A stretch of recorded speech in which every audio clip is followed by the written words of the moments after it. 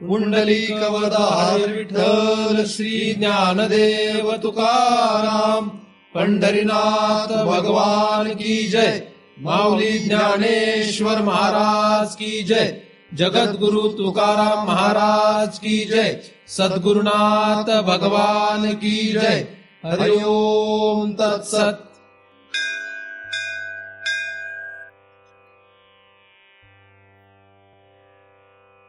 ध्यानमूलं गुरुमूर्ती, पूजामूलं गुरुपदम, मंत्रमूलं गुरुर्वाक्यम, मुक्तिमूलं गुरुकृपा। ब्रह्मेवाहम अहम ब्रह्म न चाहम ब्रह्मणा पृथक्, नाहम देहो न मे देहा केवलहम सनातन। या ठिकाणी आपण सर्वजण नेहमीप्रमाणे दृग्दृश्य विवेक या ग्रंथाचा अभ्यास करण्यासाठी एकत्रित जमलेलो आहोत। आतापर्यंत आपण 26 श्लोकांचा अभ्यास केला आहे। 27व्या श्लोकाचा आपण अभ्यास करीत आहोत। रद्दीव बाह्य देशेती यस्मिन् कस्मिंश्च वस्तुनि समाधिराध्य सन्मात्रात नामरूप पृथक कृती, असा हा 27व्या क्रमांकाचा श्लोक आहे। यातील पहिल्या चरणाचा आपण विचार करीत होतो। पहिल्या चरणामधील हृदय आणि बाह्य देश याचा आपण विचार केलेला आहे, आणि या हृदयापासून तर बाह्य देशापर्यंत सर्वत्र वस्तू आहे असा खरं तर बोध जेव्हा होतो, किंवा असा दृढ अनुभव जेव्हा एखाद्या महापुरुषाला येतो, तेव्हा त्याला निर्विकल्प समाधीचे फल प्राप्त झालंय असं म्हणता येईल। कारण निर्विकल्प समाधी ही जी आहे ही फक्त हृदयापर्यंत पोहोचून हृदयाने असलेल्या तत्वाचा अनुभव घेणं इथपर्यंतच मर्यादित न धरता, त्यापुढे आपल्याला बाह्य देशात पुन्हा येऊन बाह्य देशापर्यंत सर्व वस्तू आहे हे लक्षात घेणं, यामध्ये या समाधीचं खरं तर मर्म आहे असं म्हणायला हरकत नाही। हृदय हे जे आहे हे काय आहे याचा आपण मागील वेळेस विचार केलेला आहे। हृदयामध्ये कसा विभाग होतो, हृदयापासून पुढे त्याचा प्रवास कसा होतो याचा आपण सगळ्याचा विचार केलेला आहे। बाह्य देशापर्यंत म्हणजे स्थूल शरीरापर्यंत, आणि स्थूल शरीराच्याही बाहेर विषय देशापर्यंत, या सगळ्यांपर्यंत आपल्याला एकच चैतन्य व्यापलेलं आहे हे सिद्ध करणं सोपं नाही। ऐकणं सोपं आहे किंवा वाचणं सोपं आहे। अत्यंत प्रयत्नपूर्वक सर्व संघपरित्याग केल्यानंतर, किंवा हा संघपरित्याग स्थूल रूपाने नसला तरी सुद्धा जीवाने जर तो एखाद्या उत्कृष्ट अशा अधिकारी महापुरुषाला करता आला तर तो नक्कीच मान्य आहे। परंतु जेव्हा असं होत नाही तेव्हा मात्र स्थूल रूपाने सर्व संघ परित्याग करावा लागतो, आणि त्यानंतर या अवस्थेला प्राप्त होता येतं। या ग्रंथाचा अधिकारी साधारण मनुष्य नाही। या ग्रंथाचा अधिकारी तोच व्यक्ती आहे ज्याला खरंच चिज्जड ग्रंथीचा भेद करावा असा वाटतो, जो आपल्या संसारामध्ये गोतावळ्यामध्ये कळतपणे नकळतपणे रममाण आहे, ज्याला वाटतं मी उद्या त्याच्यातून बाहेर पडेल मग हे काहीतरी उपयोगाला येईल असं ज्याला वाटतं, अशासाठी सुद्धा हा ग्रंथ किंवा हा अभ्यास आहे असं म्हणता येत। या अभ्यासासाठी प्रमुख अवस्था जी आहे, प्रमुख अट आपण एक म्हणू शकतो, ती अशी आहे की मनुष्य देहात आल्यानंतर एका भगवत प्राप्तीशिवाय दुसरा कशाचाही विचार नसणं, किंवा एका भगवंताच्या प्राप्तीशिवाय कशाची इच्छा न राहणं, अशी जर विरक्ती आतमध्ये असेल तर त्या व्यक्तीसाठी हा ग्रंथ आहे। इतर कोणासाठी हा ग्रंथ खरं तर नाही। इतका कमी श्लोकांचा ग्रंथ असल्यामुळे तो सहज आणि सोपा आहे असं म्हणता येत नाही। उलट कमी श्लोकांमध्ये सूत्ररूपाने सर्व वेदांत या ग्रंथामध्ये आहे असं म्हणायला लागेल, आणि आपणा सर्वांचीच या ग्रंथामध्ये गती होण्यासाठी पहिल्यांदा आपल्याला अधिकारी व्हावं लागेल, हे मात्र इथं नमूद करावं वाटतं। त्यामुळे पहिल्यांदा अधिकार प्राप्त करा, आणि मग या ग्रंथाचा उपयोग आपल्याला होईल। श्रवण करावं, पण श्रवण केल्यानंतर नुसतं श्रवण उपयोगाला येत नाही, तर श्रवणाचा उपयोग पुढे मनन निध्यास आणि पुढे तत्तम पदार्थ शोधापर्यंत असतो, हे आपल्याला वेदांताच्या प्रक्रियेमध्ये माहीत आहे। तर या श्रवणामधून आपल्याला पुन्हा पुन्हा याचा विचार करणं अपेक्षित आहे आणि इष्ट असलेल्या गोष्टी शोधणं, इष्ट असलेल्या गोष्टींचा स्वीकार करणं, इष्ट असलेल्या गोष्टी आपल्या आचरणात आणणं आणि ज्या अनिष्ट आहेत, भगवत प्राप्तीच्या दिशेने जाण्यासाठी ज्या आपल्याला भयावह आहेत, अशा गोष्टींना आपण सोडलं पाहिजे. प्रयत्नपूर्वक आपल्याला त्यांचा त्याग केला पाहिजे. आणि जर आपल्याला हे करता आलं नाही तर मात्र हा ग्रंथ आपल्यासाठी फक्त एक करमणुकीचं साधन आहे. ही फक्त सात्विक करमणूक आहे. सात्विक करमणुकीमध्ये रममाण होऊ नये. सात्विक करमणुकीमध्ये जे रममाण होतात त्यांचा परमार्थ म्हणजे वेदांत नाही. आपल्याला जर सात्विक करमणुकीमध्ये आनंद वाटत असेल तर आपल्यासाठी हा विषय अजिबात नाही. हा विषय अशांसाठी आहे ज्यांच्या अंगामध्ये विरक्ती आहे, भगवंताशिवाय कशाची अपेक्षा नाही, भगवत प्राप्तीशिवाय आता जगण्यामध्ये काही अर्थ नाही, असं जेव्हा तीव्रपणे दृढपणे वाटेल तेव्हा हा ग्रंथ आपल्यासाठी उपयोगाला येईल. अर्थात ते फक्त लक्षण आहे अधिकारी म्हणून. त्यानंतर या ग्रंथाचा अभ्यास करून तो गळी उतरला पाहिजे, हे मात्र नक्कीच आहे. तर आपणा सर्वांनाच वेदांताची जर अपेक्षा असेल तर आपल्याला अंतःकरणामध्ये सदैव भगवत प्राप्तीची इच्छा किंवा चिज्जड ग्रंथीचा नाश करणं ही इच्छा असावी, तरच या श्लोकांच्या द्वारे आपल्याला या चिज्जड ग्रंथीचा नाश करता येईल. आपण यावर या चिज्जड ग्रंथीच्या अभ्यासावर मागे काही चिंतनांमध्ये विचार केलेलाच आहे. पुढच्या भागामध्ये समाधीराद्य सन्मात्रात नाम रूप पृथक कृती असा अभ्यास आहे. यामध्ये समाधी हा शब्द पुन्हा आलेला आहे, म्हणजेच निर्विकल्प समाधीचा अभ्यास इथे या श्लोकामध्ये सुद्धा आहे, हे आपल्याला लक्षात येऊ शकतं. तर समाधी म्हणजे फक्त निर्विकल्प समाधी असंच नाही, तर सविकल्प समाधी असा सुद्धा समाधी शब्दांमध्ये अर्थ होऊ शकतो. म्हणून दोन्ही प्रकारच्या समाधी म्हणायला काही हरकत. दुसऱ्या भागामध्ये दुसऱ्या चरणाच्या नाम रूप पृथक कृतीही असं म्हटलेलं आहे. म्हणजे नाम आणि रूप यांना पृथक करणं म्हणजे वेगळं करणं असा अर्थ आहे. नाम रूप या दोन गोष्टी ज्या आहेत ह्या पृथक म्हणजे वेगळं करणं, आणि वेगळं करायचं तर कोणापासून करायचं हा आपल्याला विचार करायला पाहिजे. तर नाम आणि रूप कुठपासून कुठपर्यंत आहे असा विचार जर केला तर एका भगवंताच्या शिवाय दुसरीकडे कुठेही जर आपण पाहिलं तर तिथे नाम आणि रूप आहेच. फक्त ज्या पद्धतीने आपण रूप विचारात घेतो त्याच पद्धतीने रूप आहे असं म्हणता येत नाही. ज्या पद्धतीने आपण नाम घेतो तेच नाम आहे असं म्हणता येत नाही. पण या नाम आणि रूपांना आपण वेगळे केल्यानंतरच ही खरी तर समाधी म्हणता येईल. म्हणजे समाधीची खरी ओळख जी आहे ही नामरूपाच्या पृथक्करणामध्ये आहे. नामरूपाचं पृथक्करण हेच समाधी प्राप्त करण्याचं आपल्याला साधन लक्षात येऊ शकतं. म्हणजे मागे ज्या समाधी सांगितल्यात या समाधींच्या द्वारे आपण जो काही अभ्यास केला त्यातून नाम आणि रूप हे पृथक म्हणजे वेगळे झाले पाहिजेत, किंवा नाम आणि रूप पृथक झाले वेगळे झाले तर आपल्याला ही समाधी लक्षात आली किंवा प्राप्त झाली असं म्हणता येईल. मग नामरूपाचा आपण विचार करायला काही हरकत नाही. नामरूप कसं आहे याचा विचार करायला काही हरकत नाही.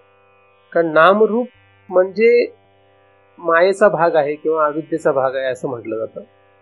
आणि त्याच्या व्यतिरिक्त जे काही आहे ते भगवंत आहे असं म्हटलं जातं. कारण अस्ति भाती प्रियम रूपम नामेत्यंश पंचकम आद्यत्रय ब्रह्मरूपम, आणि पुढचे जे दोन आहेत ते काय, ते जगत रूप आहे असं आपण एक श्लोकामध्ये अभ्यास केलेला आहे. जगत रूपम ततो द्वयम, हे जे दोन आहेत हे जगत रूप आहेत. म्हणजे नाम आणि रूप हे जगताचं रूप आहे किंवा जगताचं ओळख जी आहे ती ह्या नाम आणि रूप यामधून होणार आहे. आणि अस्तिभाती प्रिय यामधून ब्रह्माची किंवा भगवंताची ओळख होणार आहे. अस्तित्व, भातित्व किंवा प्रियत्व हे जे आपण तीन शब्द, तीन स्वरूप लक्षणं आपण पाहतो, ही तीन स्वरूप लक्षणं त्या भगवंताची आहेत. मग अस्तित्व जेवढं काही असेल तेवढं भगवंत आहे. जे काही अस्तित्व आहे ते सगळं भगवंत रूप. जेवढं काही ज्ञान आहे किंवा जेवढा काही प्रकाश आहे हा सगळा भगवंत रूप आहे. आणि जेवढं काही प्रिय आहे तेवढं सगळं भगवंत रूप आहे. आता अस्तिभाती प्रिय किंवा आपण दुसऱ्या शब्दांनी सतरूप, चिद्रूप आणि आनंदरूप किंवा सत्ता, स्फूर्ती, आनंद अशा वेगवेगळ्या शब्दांनी जर याचा अभ्यास करत गेलो तरी सुद्धा आपल्याला त्या भगवंताचीच ओळख होऊ शकते. म्हणजे त्या भगवंतालाच या वेगवेगळ्या शब्दांनी ओळखलं जातं, वेगवेगळ्या शब्दांनी ते वेगवेगळ्या ठिकाणांवर ओळखलं जातं. अस्ति भाती प्रिय हे एका विशिष्ट उपाधीला धरून शब्द वापरले जातात. सच्चिदानंद एका विशिष्ट उपाधीला धरून शब्द वापरले जातात आणि सत्ता, स्फूर्ती, आनंद हे एका विशिष्ट उपाधीला धरून शब्द वापरले जातात. त्यात सर्वोत्कृष्ट सत्ता, स्फूर्ती, आनंद आहे, त्या खालोखाल सच्चिदानंद आहे आणि त्या खालोखाल अस्ति भाती प्रिय आहे. पण याचा अर्थ हे तीन वेगवेगळे कनिष्ठ किंवा श्रेष्ठ असे म्हणता येणार नाही.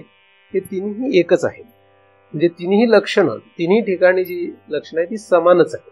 म्हणजे सत्ता किंवा सत किंवा अस्ति हे तीन वेगवेगळे आहेत किंवा त्यांच्यामध्ये उणीव एकामध्ये अधिकपणा काही आहे असं म्हणता येत नाही. हे तिन्ही समान आहेत. फक्त काही कारणाने, उपाधी भेदाने त्यामध्ये असे शब्द येतात. म्हणजे सोप्या आणि साध्या भाषेत जर विचार करायचा ठरला तर अस्ति भाती प्रिय आपण जीवाच्या दृष्टीने म्हणू शकतो, सच्चिदानंद हे ईश्वराच्या दृष्टीने म्हणू शकतो आणि सत्ता, स्फूर्ती, आनंद हे ब्रह्माच्या दृष्टीने म्हणू शकतो. असं आपल्याला एक त्याची साधारणपणे ओळख करून घेता येऊ शकते. पण याचा अर्थ तीन ठिकाणी हे तीन वेगवेगळ्या गोष्टी आहेत असं मात्र नाही, तर तीनही एकच आहे.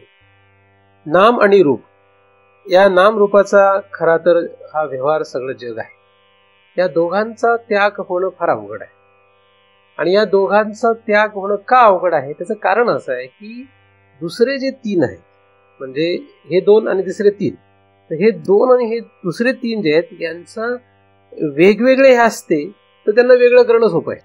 पण ते एकत्र आहेत. आता एकत्र असल्यामुळे त्यांना वेगळं करणं काय अवघड आहे. मग आता एकत्र कसे आहेत, त्याचं पृथक कृती म्हणजे त्यांना वेगळं करायचं आहे आपल्याला. मग आता हे एकत्र कसे आहेत, तर एकत्र तांदळामध्ये खडे, तांदळामध्ये काय टाकले, खडे टाकले, तर खडे आणि तांदूळ वेगळे करता येतात का नाही, करतात. मग यासारखे ते आहेत का असा एक प्रश्न तयार होतो. दुसरा भाग आहे भुसा आणि तांदूळ म्हणजे साळी. आता साळी जर भरडले आपण तर भुसा आणि तांदूळ एकत्र असतं. साळी भरडल्यानंतर काय होतं, भुसा आणि तांदूळ एकत्र असतं. आता किंवा कुठलंही धान्य की ज्याच्यावर फोलकट असतं त्याला जर आपण भरडलं, त्याच्यावर जर आपण काही कुठल्याही प्रकारे भरडण्याची क्रिया केली, म्हणजे तुम्ही जात्यात करा किंवा गिरणीत करा किंवा बैलाच्या पायाखाली तुडवा किंवा लाकडाच्या धोपटण्याने धोपटा, कुठल्याही प्रकारे तुम्ही जेव्हा ते धोपटता किंवा भरडता त्याच्यानंतर काय होतं, भुसा आणि धान्य हे एकत्र असतं. आता याच्यातला भुसा वेगळा करणं आणि धान्य वेगळं करणं याच्यासारखं आहे का नामरूप आणि अस्ति भाती प्रिय, असा एक प्रश्न आहे. किंवा दूध आणि पाणी यांच्यासारखं ते एकत्रीकरण आहे का, असा एक प्रश्न आहे. किंवा अजून दुसरंच काय आहे. ज्ञानदेवांनी भुसा आणि बीज यांचं दृष्टांत शास्त्रामध्ये दिलेलं आहे. काय दृष्टांत आहे, काय ओवी आहे, ज्ञानेश्वरी वाचणाऱ्यांना तर माहितीच आहे, आठवत नाही पण एक ओवी आहे ना, आठवत नाही.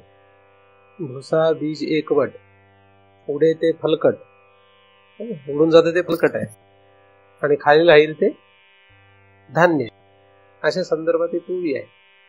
असं तुम्ही अभ्यास करताना वाचताना तुम्हाला सापडेल ती ओवी. तर भुसा आणि बीज हे जे आहे ते एक घनवट असतात, एकत्रित असतात. जेव्हा त्यांचं भरडण्याची प्रक्रिया होते आणि वाऱ्याच्या खाली उफणलं आपल्याला, त्याला उफणीचा फलकट काय होणार आहे, उडून जाणार आणि खाली जे साडणार, खाली जे राहणार ते धान्य राहणार. पण जेव्हा साळी असते, म्हणजे जेव्हा हे दोन्ही वेगळे नसतात, तेव्हा मात्र त्याला वेगळं करणं एक कला आहे, असं पण दृष्टांत दिलेलं आहे. बरं, हाही दृष्टांत दिलेला आहे, दूध आणि पाण्याचाही दृष्टांत दिलेला आहे. त्यामुळे नामरूप आणि हे जे अस्ति भाती प्रिय आहे, हे जे एकत्रीकरण आहे, त्या एकत्रीकरणाला वेगळं करायचं आहे. मग आता जसं तुम्हाला वाटेल त्याप्रमाणे तुम्ही समजून त्याला वेगळं करावं लागेल. हे तर सगळे दृष्टांत आहेत. मग त्यामुळे पहिल्यांदा हे लक्षात घेतलं पाहिजे की यांचं एकत्रीकरण कसं आहे. बरं, भुसा आणि बीज हे जर एकत्र असतील तर त्याला वेगळं करण्यासाठी सुद्धा एक कला लागते. कोणालाही ते शक्य नाही. उफडणं ही एक कला आहे. ओफडणं किंवा भरडणं ही एक कला आहे, ती कोणालाही करता येणार नाही.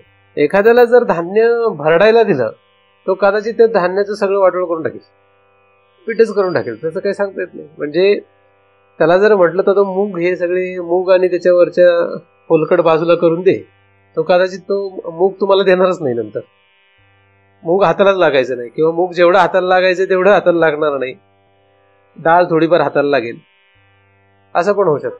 पण जर भरडणारा धोपटणारा जर हुशार असेल तर तो बरोबर मूग बाजूला काढतो आणि फोलकड बाजूला काढतो. त्यामुळे ही एक काय आहे, ही एक कला आहे, ही कोणालाही शक्य होत नाही. तसंच दूध आणि पाणी एकत्र असेल तर दुधाला पाण्याला वेगळं करण्याची सुद्धा एक कलाच आहे, ती राजहंस पक्षाला जशी येते. तसंच भुसा आणि बीज यांना वेगळं करण्यासाठी सुद्धा जी कला आहे ती कोणाला तरीच येते, सगळ्यांना नाही येत. मग त्याला तशी कला शिकलं पाहिजे कोणाकडून तरी, त्यानंतर ती येते.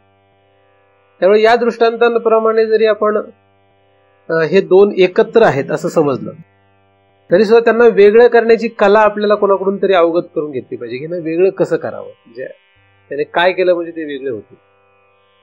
आणि हे जे वेगळं करणं आहे हे स्थूलापासून तर सूक्ष्म कारण, महाकारण इथपर्यंत हा सगळा प्रवास करायला पाहिजे. म्हणजे फक्त स्थूलावरच आपल्याला त्याला वेगळं करायचंय असं नाही, तर स्थूलापासून तर महाकारणापर्यंत हे सगळं वेगवेगळं करणं अपेक्षित आहे. पण ज्याप्रमाणे भुसा असतो त्याप्रमाणे नामरूप आहे, ज्याप्रमाणे पाणी असतं त्याप्रमाणे नामरूप आहे, आणि ज्याप्रमाणे धान्य किंवा दूध आहे त्याप्रमाणे भगवंत आहे. तर जगामध्ये भगवंत आणि नामरूप हे कसे आहेत, भुसा आणि बीज नामरूप आणि भगवंत, दूध आणि पाणी नामरूप आणि भगवंत, यांचं मिश्रण असं झालेलं आहे. असे उदाहरणं शास्त्रामध्ये आहेत आणि त्याद्वारे सुद्धा अभ्यास करता येतो असं सांगण्यात आलेलं. तर याला कसं करणार, काहीतरी त्याला प्रक्रिया असायला पाहिजे किंवा काहीतरी मार्गदर्शन पाहिजे की जेणेकरून आपल्याला हे वेगळं वेगळं करता येईल. म्हणजे जशी भरडण्याची प्रक्रिया आहे तशी काहीतरी प्रक्रिया असायला पाहिजे. तर शास्त्रामध्ये विविध पद्धतीने विविध प्रक्रियांनी आपल्याला काय केलं तर ह्या नामरूपापासून वेगवेगळे केलं जातं. नामरूपाचं जिथपर्यंत हाऊस असते तिथपर्यंत त्याच्या मुळाला असलेलं जे अस्ति भाती प्रिय हे सापडू शकत नाही. पण आहे आपलं उलट, आपलं लक्ष वेगळ्या गोष्टीवर, कशामुळे काय होतं हे कळणं फार अवघड आहे. तर नामरूप जे आहे या नामरूपाची हाऊस असली तर मग आपल्याला अस्तिभाती प्रिय लक्षात नाही येणार. नामरूपाची हाऊस सोडली की अस्तिभाती प्रिय लक्षात. म्हणजे प्रक्रियेमध्ये काय करावं लागतं की नाम आणि रूप एक प्रक्रिया अशी आहे की नाम आणि रूप यांचा तुम्ही विचार सोडून द्या, यांच्यापासून वेगळे व्हा. यांच्यापासून वेगळे व्हा म्हणजे यांचा विचार सोडून द्या. याच्यासाठी जगतो, याच्यासाठी जगणं बंद करा. यांच्यासाठी आपण जगतो, आपलं जगणं कशासाठी आहे, नाम आणि रूप. कळतपणे आपल्याला असं वाटत असतं की आपलं रूप आणि आपलं नाम यासाठी मनुष्य जगतो जास्तीत जास्त काळ. आणि आपण जे आपलं नाम आणि रूप समजतो त्याचा उदो व्हावा असं आपल्याला वाटतं. आपण आपलं नाम आणि रूप कशाला समजतो, फक्त हे शरीर म्हणजे आपलं रूप नाहीये, हे शरीर म्हणजे फक्त आपलं रूप नाहीये. आपलं रूप ह्याच्यापेक्षाही विस्तार पावलेला असतं किंवा वेगवेगळ्या पद्धतीचं असतं. जसं की हे शरीराला काहीतरी नाव आहे, तर हे जे नाम आहे हे नाम आणि हे रूप यापेक्षा वेगळं रूप काय आहे, तर उदाहरणार्थ एखादा ब्राह्मण असतो. आता ब्राह्मण हा जो एवढा मोठा नाव आहे, ह्या ब्राह्मणाचं काहीतरी रूप आहे. मग ते रूप टिकावं म्हणजे आपलं ब्राह्मण पण राहावं असं वाटतं. मग त्या ब्राह्मण या रूपाला टिकवण्यासाठी ते लोक प्रयत्न करतात. एखाद्याला त्याच्या कुठल्या तरी त्याची जात जी असेल त्या जातीबद्दल त्याला काहीतरी वाटतं, मग त्याला तो पकडून असतो, तो ते सोडत नाही. वर्ण असो जात असो तर याच्याबद्दल त्याला काय असतो, अभिमान असतो, मग तो त्याला पकडून ठेवतो. ते त्याचं रूप आणि नाम आहे. म्हणजे आपण म्हणतो हा ब्राह्मण आहे, हा ब्राह्मण आहे म्हणजे ब्राह्मणाचं एक रूप असतं. मग त्या रूपाचं लक्षण काय, जसं स्थूल हे हा राम देशपांडे, मग राम देशपांडेचं रूप काय आहे आपल्याला सांगता येतं की असे एवढी हाईट आहे, एवढं वजन आहे, एवढा रंग, असा रंग आहे, असं आपल्याला काही लक्षणं सांगतात. त्याच्यावरून ठरतं की हा हे राम देशपांडे. असं आपल्याला म्हणता येतं. जसं ब्राह्मण आहे असं म्हटलं की मग आपल्याला लक्षण आपण तपासतो. जाणवं घातलंय, सोहळं नेसलंय, सोहळ्यात पूजा करतायत किंवा अशी काहीतरी लक्षणं असतात. ती लक्षणं आपण तपासतो. ते असले की म्हणतो हा ब्राह्मण. म्हणजे प्रत्येक रूप जे आहे हे रूप म्हणजे असंच स्थूल शरीरासारखं स्थूल आहे असं म्हणता येत नाही. तर रूप जे आहे ते प्रत्येकाचं काय अशा पद्धतीने वेगवेगळं असू शकतं. तर प्रत्येकाने आपलं वेगवेगळ्या प्रकारचं रूप ठरवून घेतलेलं आहे. मी ब्राह्मण आहे, मी अमक्या जातीचा आहे, मी अमका आहे, मी तमका आहे, मी स्त्री आहे, मी पुरुष आहे, असं बरंच काही काही ठरवून घेतलेलं आहे. आणि मग ते टिकवण्यासाठी तो आयुष्य घालवतो. त्याचं असं स्थूल रूप जे आहे ते समाजामध्ये प्रचलित आहे. समाजामध्ये असलेले आपलं जे रूप आहे ते रूप आपण टिकवण्यासाठी आणि त्या रूपावर आरोपित असलेलं नाम टिकवण्यासाठी. कारण ब्राह्मण हे एक रूप आहे आणि त्याच्यावर आरोपित ब्राह्मण हे नाम आहे. तर ते टिकवण्यासाठी तो प्रयत्न करतो. आणि त्याच्यात जर काही गडबड झाली तर त्याला नको नकोच होतं, त्याला सुचत नाही आता काय करणार. बरं तो त्याला एकट्याच जाऊ द्या, सगळे बाकीचे सगळे जो वर्ग आहे हा सगळा वर्ग त्याला टोचू शकतो. ती एक भीती असते. म्हणजे जर एकदम दशग्रंथी ब्राह्मण असेल, एकदम सोहळ्यातच जगणारा ब्राह्मण असेल, त्याने जर वाळवंटामध्ये वडाऱ्याचं पोरग बघितलं असतं तर त्याला उचललंच नसतं. गाढव मरत असताना, पाण्या वाजून गाढव मरत असताना गंगाजल त्याला पाजलंच नसतं. तर तो नैष्टिक ब्राह्मण असतो. पण आता आपण चांगलं चांगलं म्हणतो, पण त्यावेळेस मात्र लोकांनी छितू केली. कारण की ब्राह्मण हे त्याचं रूप जे आहे ह्या रूपाच्या विरोधात हे करायचं. तर ही एक गोष्ट झाली, क्रिया आहे. तर त्याची पर्वा नसणं म्हणजे अधर्म करतोय असं होत नाही त्याचा अर्थ. कारण तशी लोक म्हणणार की हे अधर्म झाला असं म्हणू शकत. कारण ब्राह्मणाने शूद्राच्या घरी अन्न खाऊ नये असं जरी म्हणत असलं तरी एकनाथाने शूद्राच्या घरी अन्न खाल्लं नाही का, मग असं अधर्म झाला ना तो. बरं, ज्ञानदेवांनी पण अशा ओव्या लिहून टाकल्या. ब्राह्मण दुर्बळ जरी झाला तरी त्यांनी शूद्रांना खाऊ नये असं ज्ञानदेवांनी म्हटलंय. आता स्थूल रूपाने ते दिसायला बरं वाटतं, ठीक आहे, असं वाटतं की मग ते जर पाहिलं तर मग बघा ज्ञानदेवांनी सुद्धा हे रूप टिकून ठेवा असं सांगितलंय असं म्हणू शकतो एखादा. पण ज्ञानदेवांनी शूद्र कोणाला म्हटलं हे मात्र अभ्यास करणार नाही हा मोठा प्रश्न असो. तर रूप जे आहे हे काय, हे फक्त स्थूल शरीराचं जसं रूप आहे तसं रूप नाहीये. रूप म्हणजे असं व्यापक पण रूप असतात आणि ते रूप टिकवण्याचा आपण प्रयत्न करत असतो. रूप म्हणजे इंग्रजीमध्ये त्याला इमेज म्हणतात. आपली एक काय आहे, आपली एक इमेज आहे. आपली काय असते, आपली एक इमेज असते आणि त्या इमेजला आपल्या धक्का लागायची आपल्याला भीती असते. ते आपल्या रूपाला धक्का लागण्याची आपल्याला भीती असते. आणि ही काळजी कोणाला आहे, अख्ख्या जगाला आहे. जगात असं कोणीच नाही. म्हणजे किती वाईटातला वाईट मनुष्य असला त्याला सुद्धा असते बरं ही काळजी. त्याला त्याच्या इमेजची काळजी असते. म्हणजे एखादा गुंड असेल तर तुम्ही म्हणाल गुंडाला कुठला आलं काय इमेज, त्याची इमेज असते. म्हणजे गुंडाला सुद्धा काही इमेज असते का नाही, असते. त्याची काय इमेज असते, त्याची एक इमेज असते. गावात आपण चाललो की कोणी आपल्याकडे वर तोंड करून बघितलं नाही पाहिजे अशी दहशत पाहिजे त्याची. तर अशी त्यासाठी तो प्रयत्न करत असतो.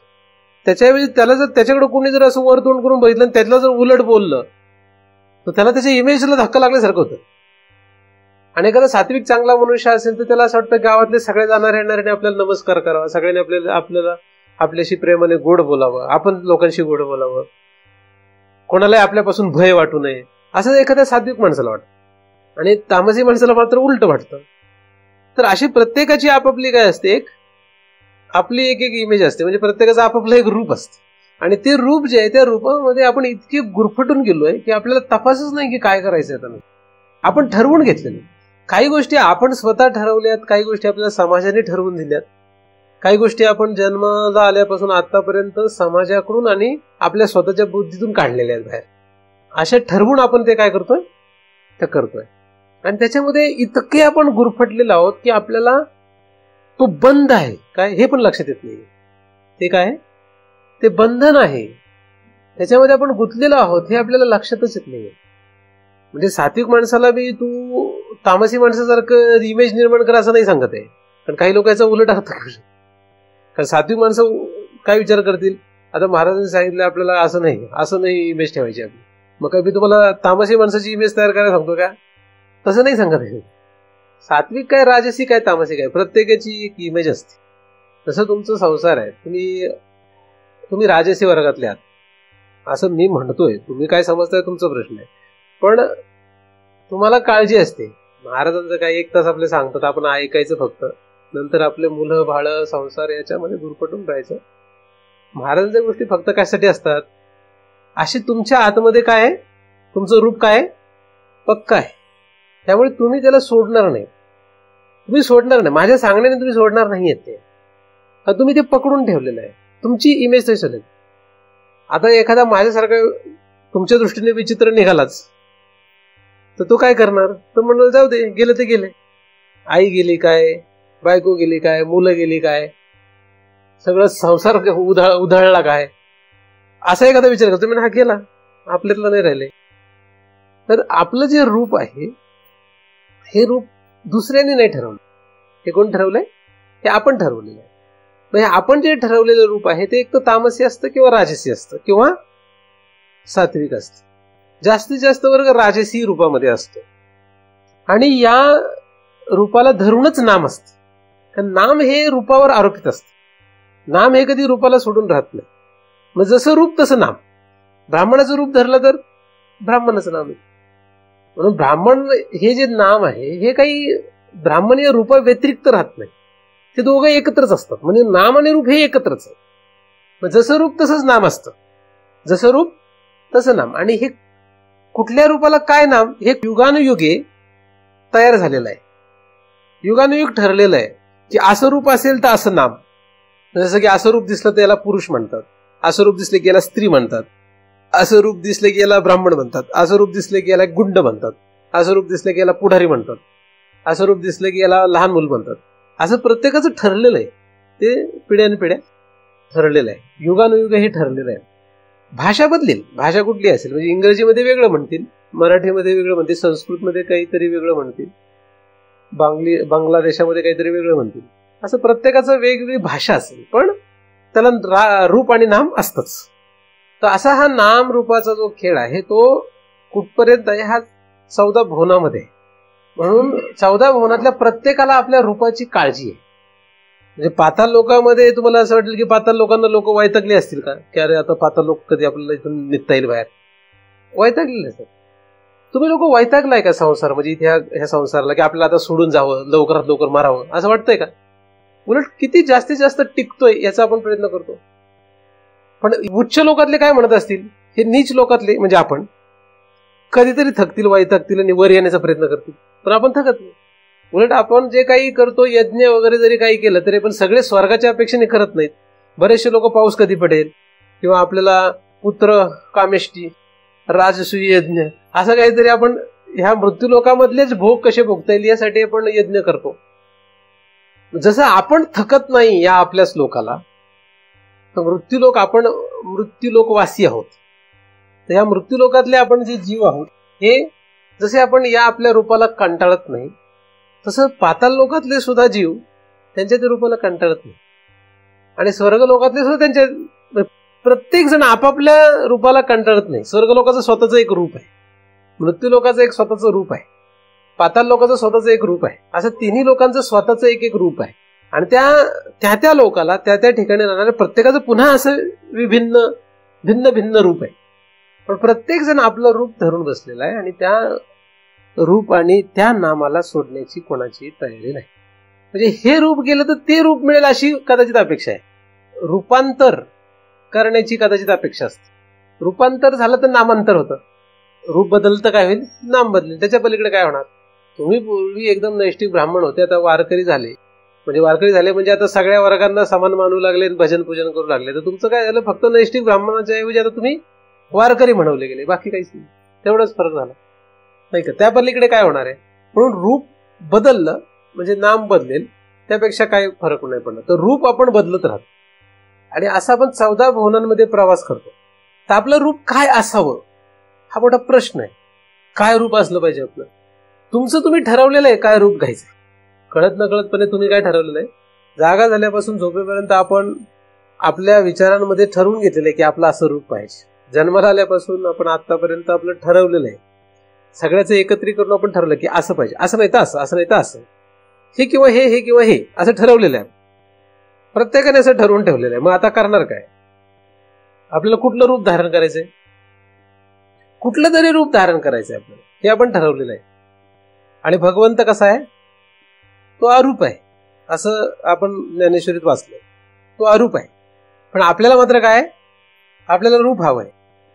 रूप म्हणजे स्थूल रूपाने असं रूप नाही, ही एकदम स्थूल कल्पना आहे. हे रूप म्हणजे, रूप हा व्यापक शब्द आहे. जसं स्थूल हे तुम्हाला मी 14 भुवनांमध्ये रूप सांगितलं, त्याचप्रमाणे सूक्ष्म रूप आपल्या अंतःकरणात असतं. सूक्ष्म, मी दयाळू आहे, मी प्रेमळ आहे, मी चांगला आहे, मी वाईट, हे सगळं रूप आहे आपलं. आपण म्हणतो तो माणूस फार प्रेमळ आहे, म्हणजे प्रेमळ हा त्याचं रूप आहे, प्रेम स्वरूप आहे तो, असं पण म्हणतो. तो कसा आहे? प्रेम स्वरूप आहे. तो करुणामय आहे, असं पण म्हणतो, करुणामय आहे. तो दयाळू आहे. हे सगळं त्याचं आपण कशाचं वर्णन करतोय? त्याचं ते रूपच आहे. तर जसं स्थूल रूपावर आपलं लक्ष आहे, त्याचप्रमाणे सूक्ष्म रूपावरही आपलं लक्ष आहे. आणि इथे बसलेल्या प्रत्येकाला वाटतंय की मी नक्की असं असावं म्हणून. आपल्याला काय वाटतं? आपण कसं असायला पाहिजे? असं असावं. यासाठी आपण झटत असतो. किती वेळ झटतो? किती वेळ झटतोय आपण? सतत झटतो. आपण जन्मानुजन्मे झटतोय आपण की आपलं असं रूप असलं पाहिजे. मग त्या सूक्ष्म भावनेतून, म्हणजे ते सूक्ष्म रूप जे आपलं, ते सूक्ष्म रूपच स्थूल रूपाने प्रगट होतं. आपलं सूक्ष्म रूप जे आहे ते जर कुत्र्याचं झालं तर स्थूल रूप सुद्धा कुत्र्याचंच येतं. सूक्ष्म रूप जर आपलं ब्राह्मणाचं झालं तर ब्राह्मणाचं स्थूल रूप येतं. म्हणजे स्थूल रूपाला संबंध आतमध्ये सूक्ष्म रूपाचा असतो. आणि तो काही एकदा ठरवलं म्हणून नाही होत, ते सगळ्यांची गोळाबेरीज होते आणि त्याच्यातून फल तयार केलं जातं, त्याच्यातून ते काढलं जातं. म्हणून चित्तामध्ये जे काही रूप आपलं तयार झालंय, हे रूप आपल्याला पुढचं शरीर द्यायला कारण आहे, पुढचं स्थूल रूप द्यायला कारण आहे. चित्तामध्ये आपण आपली जी इमेज तयार केली, रूप तयार केलं, त्याप्रमाणे आपल्याला स्थूल रूप मिळणार आहे पुढे. आता जे स्थूल रूप आपल्याला मिळालंय हे आईबापाच्या कृपेने नाही मिळालेलं. आईबापाच्या कृपेने मिळालंय असं आपल्याला वाटतंय, पण आईबाप समजतात देवाची कृपा झाली आहे की नाही. सात्विक आणि चांगले माणसं असतील तर ते म्हणतात देवाच्या कृपेने पोरगं झालं, म्हणून ते पेढे वाटतात, देवाला नैवेद्य दाखवतात. आणि जे देवाच्या नादी लागत नाही, देव मानत नाही, ते म्हणतात आम्ही प्रयत्न केलेच झालं, आमचं कर्तृत्व आहे, असं समजतं. ना देवाची कृपा आहे ना तुमचं कर्तृत्व आहे.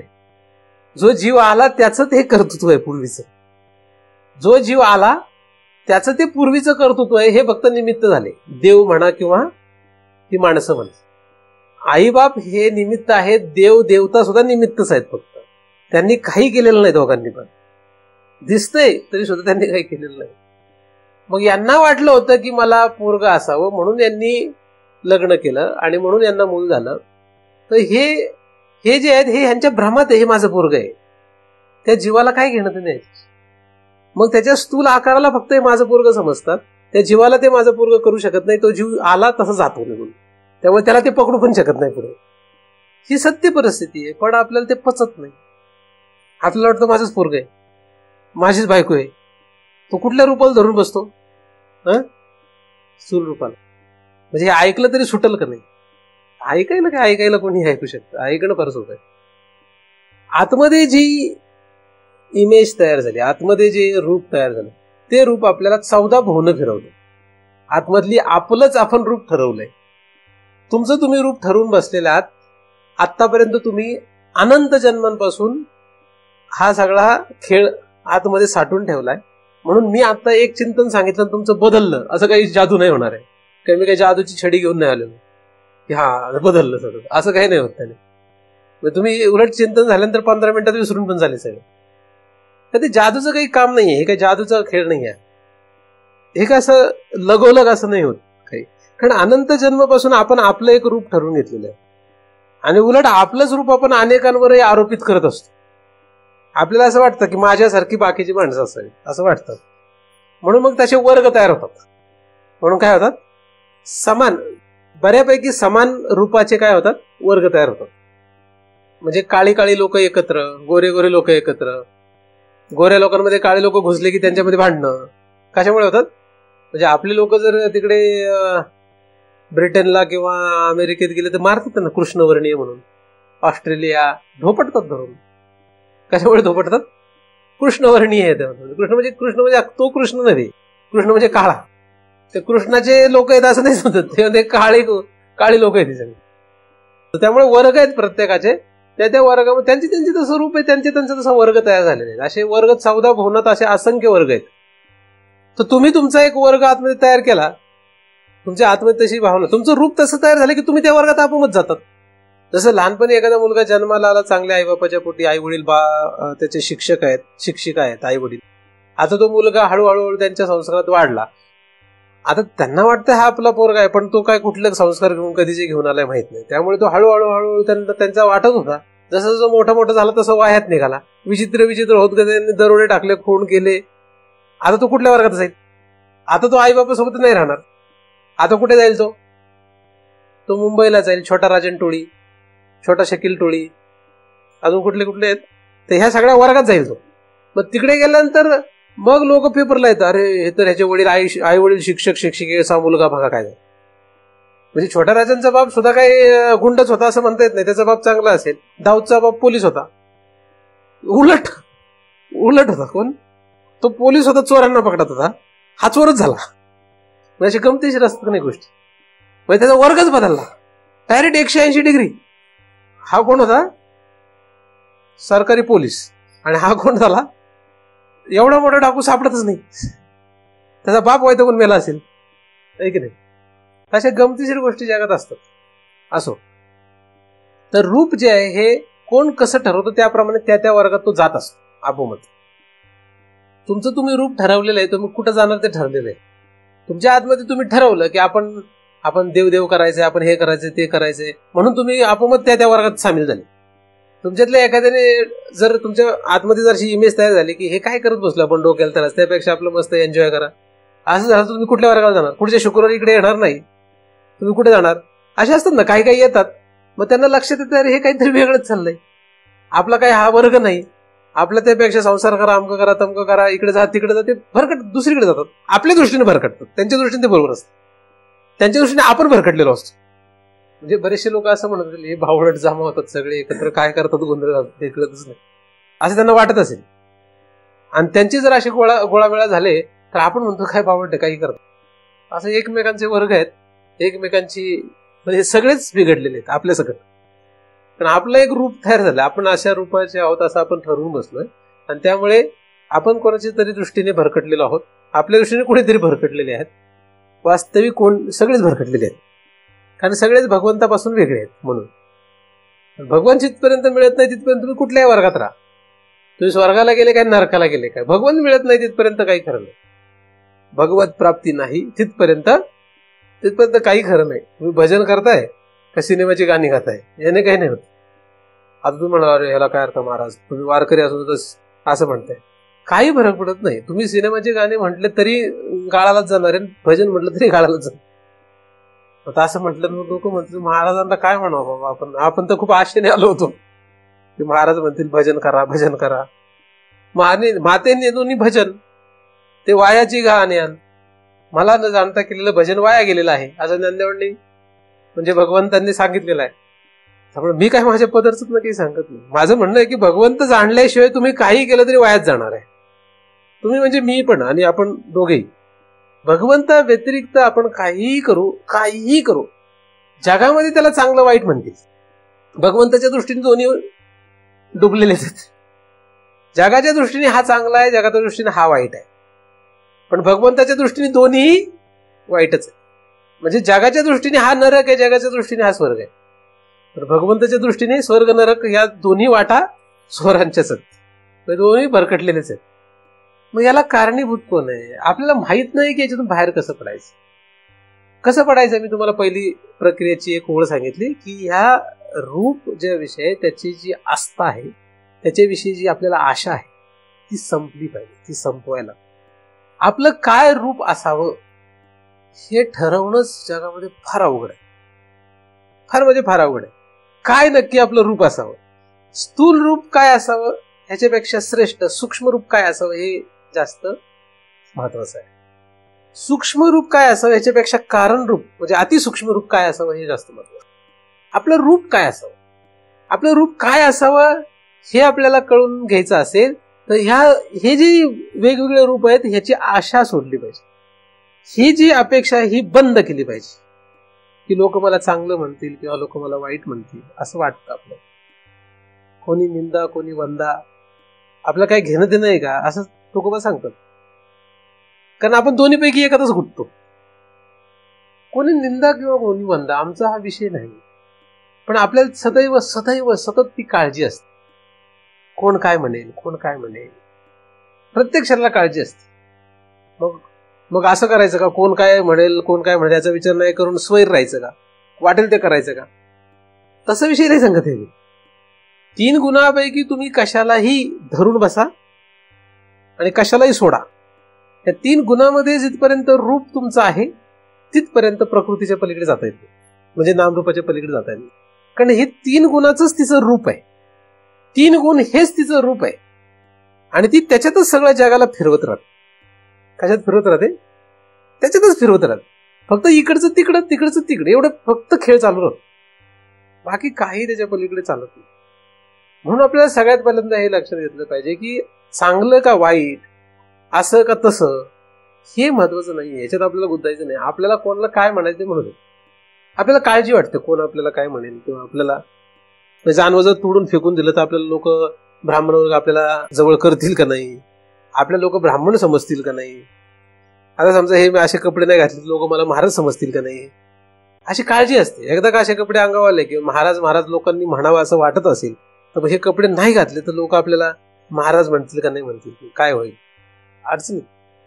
आणि असे कपडे घालायची सवय असेल तर मग समाजात जाताना महाराजांचे कपडे घातले लोक नावं ठेवतील, अशी पण काळजी असते. लोक काय म्हणतील नको ते काळजी लागते. म्हणजे कुठलेही आपल्या, कारण आपण ते रूप जे आहे ते धरून बसलेलो असतो म्हणून. तर ही जी आपल्याला काळजी आहे ह्या काळजीपोटी आपण त्या रूप या विषयात गुरफटलोय. त्या काळजीपोटी गुरफट, बाकी दुसरं काहीच कारण नाही. आपल्या आतमध्ये सदैव त्याचं चिंतन सुरू आहे. त्यामुळे भगवंत चिंतन आपण करू नाही शकत. या चिंतनापोटी आपल्याला भगवंत चिंतन करण्याचा प्रश्न येत नाही. कारण चिंतन आपलं ते सुरू आहे, सदैव सदैव सुरू आहे, कंटिन्यू चालू आहे. मग ते जर चिंतन चालू असेल तर भगवंत कसा प्राप्त होईल? कारण भगवंताचं रूप काय? तो अरूप आहे. तो अरूप आहे. आपल्याला रूप या विषयाचं चिंतन सुरू आहे. मग ज्याचं सदैव चिंतन करतो त्याला देव तरी काय करणार? आपण या चिंतनात गुंतलेलो आहोत सदैव. आपल्याला ही भीती आहे की आपल्याला या पृथ्वीवरून आपण जर मेलो तर कुठं जाणार नाही, काय होणार असं वाटायला, अशी आपल्याला भीती राहते. म्हणजे हे जर आपलं शरीर, आता हे एक आपलं रूप आहे, हे जर सुटलं तर काय होणार आपलं, अशी भीती आहे आपल्याला. नकळतपणे आहे. नकळत म्हणण्यापेक्षा अनंत जन्मांपासून ही भीती आहे. अशा असंख्य भीती कसल्या आहेत? फक्त रूप नष्ट होण्याचे आहेत. आपण ठरवलेलं रूप नष्ट होण्याची भीती आपल्या आतमध्ये सदैव आहे. ही प्रयत्नपूर्वक आपल्याला नष्ट करणं गरजेचं आहे. त्यासाठी साधना करणं, त्यासाठी गरजेचं असलेलं साधन करणं अपेक्षित आहे. बरं, आपल्याला हा जो विचार आहे किंवा ही जी साधना आहे, या साधनेमध्ये साथीदार लोक जग नाही आपल्याच. कारण जग हे रूप या विषयामध्ये गुरफटलेलं आहे. सगळं जग काय? जग म्हणजे रूपच आहे, आणि रूप म्हणजे जगच आहे. म्हणून जगाचं रूप व्यतिरिक्त काही अस्तित्व नाही. रूप हे स्थूलच असतं नाही, सूक्ष्म स्थूल असं रूप आहे जगाचं. जगाला रूप याशिवाय दुसरं काही अस्तित्व नाही. जग म्हणजेच रूप आहे. जगत रूपम ततो द्वयम असा आपण श्लोकाचा अभ्यास केलेला आहे. जगत रूपम ततो द्वयम म्हणजे नाम आणि रूप हे दोन म्हणजेच जगत रूप. म्हणजे रूप म्हणजेच जग आहे. रूप म्हणजे फक्त स्थूल आपण पाहतो हे रूप नाही, तर सूक्ष्म सुद्धा. ही सगळी जी इमेज आहे ही जी तयार झाली, सूक्ष्म स्थूल ही सगळी जी 14 भुवनांची इमेज आहे म्हणजे रूप आहे, आणि त्या रूपानुरूप त्याला जे नाम आहे हेच जग आहे, बाकी जग काहीच नाही. म्हणून जगात राहतो म्हणजे काय, जगात आहोत म्हणजे काय, तर याच्यामध्ये गुरफटलेलो आहोत म्हणजेच आपण जगात आहोत, म्हणजेच संसारात आहोत. हा एवढा मोठा संसार आहे. संसार म्हणजे बायको 2 मुलं नव्हे. हा तर एकदम शुद्र संसार आहे. ही माझी बायको आहे, ही माझी लेकर आहेत, ही माझी संपत्ती, हा शुद्र संसार आहे. ह्याला संसार शास्त्रात म्हणत नाही. शास्त्रामध्ये संसार म्हणजे संसारे नैती संसार म्हणजे 14 भुवनांमध्ये गटांगळ्या खात राहणे, इकडून तिकडे फिरत राहणे, याला संसार असं म्हणतात. त्यामुळे या गटांगळ्यालाच रूप बदलणे यालाच संसार असं म्हणतात. स्थूल सूक्ष्म रूप बदलण्याचं नाव काय? आणि प्रत्येक क्षणाला आपण बदलतो. आपलं रूप कधी बदलतंय? प्रत्येक क्षणाला आपण आपलं रूप बदलत असतो. गिरगिट आहोत आपण, काय आहोत? पट्टीचे गिरगिट आहोत. गिरगिट म्हणजे आपण सारडा वर्गातले आहोत. प्रत्येक क्षणाला आपलं रूप बदलतंय, पण आपण असं दाखवतो नाही मी तसंच आहे. आपण कसं दाखवतो? काय काय तर आपल्याला असं दाखवतो मी तसंच आहे, मी छान आहे बरं, पण आतमध्ये बस तुला बघूनच घेतो. तो सरडा फक्त बाहेर नाही दिसत, आतमध्ये असतो सरडा त्याचा. इतकं बदलतो प्रत्येक क्षणाला. आपल्याला माहिती आहे आपण बदलतो स्वतःला. मग कायम वाईटच असतो काय? नाही, चांगलं पण असतं. चांगलं वाईट, चांगलं वाईट, शुभ अशुभ, श्रेष्ठ कनिष्ठ, असं वेगवेगळं होत असतो. प्रत्येक क्षणाला आपण बदलतोय. मग ह्या सगळ्याचं जे सार निघेल त्याप्रमाणे पुढचा जन्म होणार आहे, त्याप्रमाणे पुढचं स्थूल रूप तयार होतं. जग म्हणजे याच्या व्यतिरिक्त काही नाही. म्हणून नाम रूप पृथक करायचे म्हणजे वेगळं करायचंय. पण नाम रूप हे जे दोन आहेत ह्या दोघांना वेगळं नाही करता येत. हे दोन एकच आहेत खरे तर. त्याचं नाव जग आहे. पण यांना वेगळं कशापासून करायचं? तर यांना ह्या भगवंतापासून वेगळं करायचंय. नामरूप ह्या भगवंतापासून वेगळे करायचं असेल तर नामरूप ह्या भगवंताचे कसे एकरूप आहे ते शोधावं लागणार आहे. जसे एकरूप असतील तशाच प्रक्रियेने त्याला वेगळं करावं लागेल. म्हणजे भुसा आणि बीज याप्रमाणे जर एकरूप असतील तर त्याप्रमाणेच त्याला प्रक्रिया वापरून वेगळं करावं लागेल. पाणी आणि दुधासारखे असतील तर त्याप्रमाणे करावं लागेल. ज्याप्रमाणे असतील त्याप्रमाणे करावं लागेल. मग पहिला त्याचा शोध घ्यावा लागेल. मग तो शोध, प्रक्रियेचा शोध घेणं किंवा त्याचा अभ्यास करणं हे नंतरचा विषय येतो. आधी विषय तो आपण कुठे आहोत. आपण कुठे आहोत? आपण नाम रूपामध्ये आहोत. आपण कुठे आहोत? स्थूल रूपामध्ये आपण गुंतलेलो आहोत. आणि स्थूल रूप आपल्याला जे प्राप्त झालं ते आपण आपल्या सूक्ष्म रूपातून तयार केलेलं आहे. म्हणजे आपल्या उत्पत्तीला कारण कोण आहे? आपल्या उत्पत्तीला कारण आपणच आहोत. आपल्याला कोणीच उत्पन्न नाही केलं. म्हणजे माझा मायबाप मीच आहे. म्हणजे तुमचं जे कर्म असेल, तुमची जे काही इमेज तुम्ही तयार केली असेल, ते जसं तयार केलं असेल ते जसं उरेल, ते जे शिल्लक राहील त्याप्रमाणे तुम्हाला पुढचं ध्येय तसा प्राप्त होणार. त्यामुळे आपल्याला जन्माला कोणी घातलं? आपणच आपल्याला जन्माला घातलं. आपल्याला कोणी निर्माण केलं नाही. तुमचा पुढचा जन्म कोणाच्या हातात आहे? तुमच्या हातात आहे. देवा मला चांगला जन्म घाल म्हटलं नाही, देव काय घालत नाही. म्हणजे एखादा जरी म्हटला मला देवाला रिक्वेस्ट केली बाबा काहीतरी कर चांगल्या जन्माला घाल, तो म्हणतो तुझी इमेज काय आहे, म्हणजे तुझी लायकी काय आहे, त्याप्रमाणे तुझा जन्म होईल. कारण देव कोणाच्या फंदात पडत नाही. आपण गैरसमज करतो की आपल्या तो फंदात पडतो. आई बाप काय आपला जन्म व्हावा म्हणून लग्न केलेलं नाही त्यांनी. तर बऱ्याच वेळा आपल्याला वाटतं आपल्या आईबापाने आपल्यावर उपकार केलेत. आपला जन्म व्हावा, आपला म्हणजे आपण जो जीव आहे साक्षात त्या जीवाचा जन्म व्हावा म्हणून कुठल्याही आईबापाने लग्न केलेलं नसतं. त्यांची काही इच्छा होती, त्यांची काही इमेज होती त्यांच्या आतमध्ये, त्याप्रमाणे त्यांनी लग्न केलं आणि त्यांच्या त्या इमेजमध्ये आपली इमेज तयार झाली. आणि आपण समजू लागलो की हा त्यांच्यामुळे आपली इमेज आली. आपली इमेज आपणच तयार केली. ते फक्त निमित्त झाले, निमित्त मात्र आहेत ते. त्यांचा दोष किंवा असं काही नाहीये. म्हणजे मी त्यांचे काही दोष सांगतोय असं नाहीये. सत्य परिस्थिती अशी आहे, जगात आपले रूप कोणीही ठरवलेलं नाही. आपलं रूप आपण ठरवलंय. मग तुम्ही म्हणता मला नाही जग असं म्हणतो असं पाहिजे तसं पाहिजे, की तुम्ही घाबरताय त्यांना. तुम्हाला वाटतंय तसं, तुम्हाला वाटतंय तसं. जगामध्ये आपण जसं राहतो तेव्हा आपल्याला जगाची भीती असते म्हणून आपण राहतो. जसं या समाजाची भीती असते तशी त्रिलोकामध्ये ह्या त्रिलोकाची भीती असते. जिथे जाऊ तिथे त्याची भीती असते. जिथे तुम्ही जाल तिथे त्यांची भीती असते. ज्या ज्या ठिकाणी ज्या ज्या वर्गात जातो त्या वर्गाची आपल्याला भीती असते. त्यांच्याप्रमाणे राहायला. माणसात आलो की माणसांची पण नकळतपणे एक प्रकारची भीती असते की असं राहिलं पाहिजे तसं राहिलं पाहिजे. आपण आता भारतातल्या लोकांमध्ये आहोत त्याप्रमाणे आपल्याला साडी किंवा हे सगळं असं नीटनेटकं असं राहायला हवं.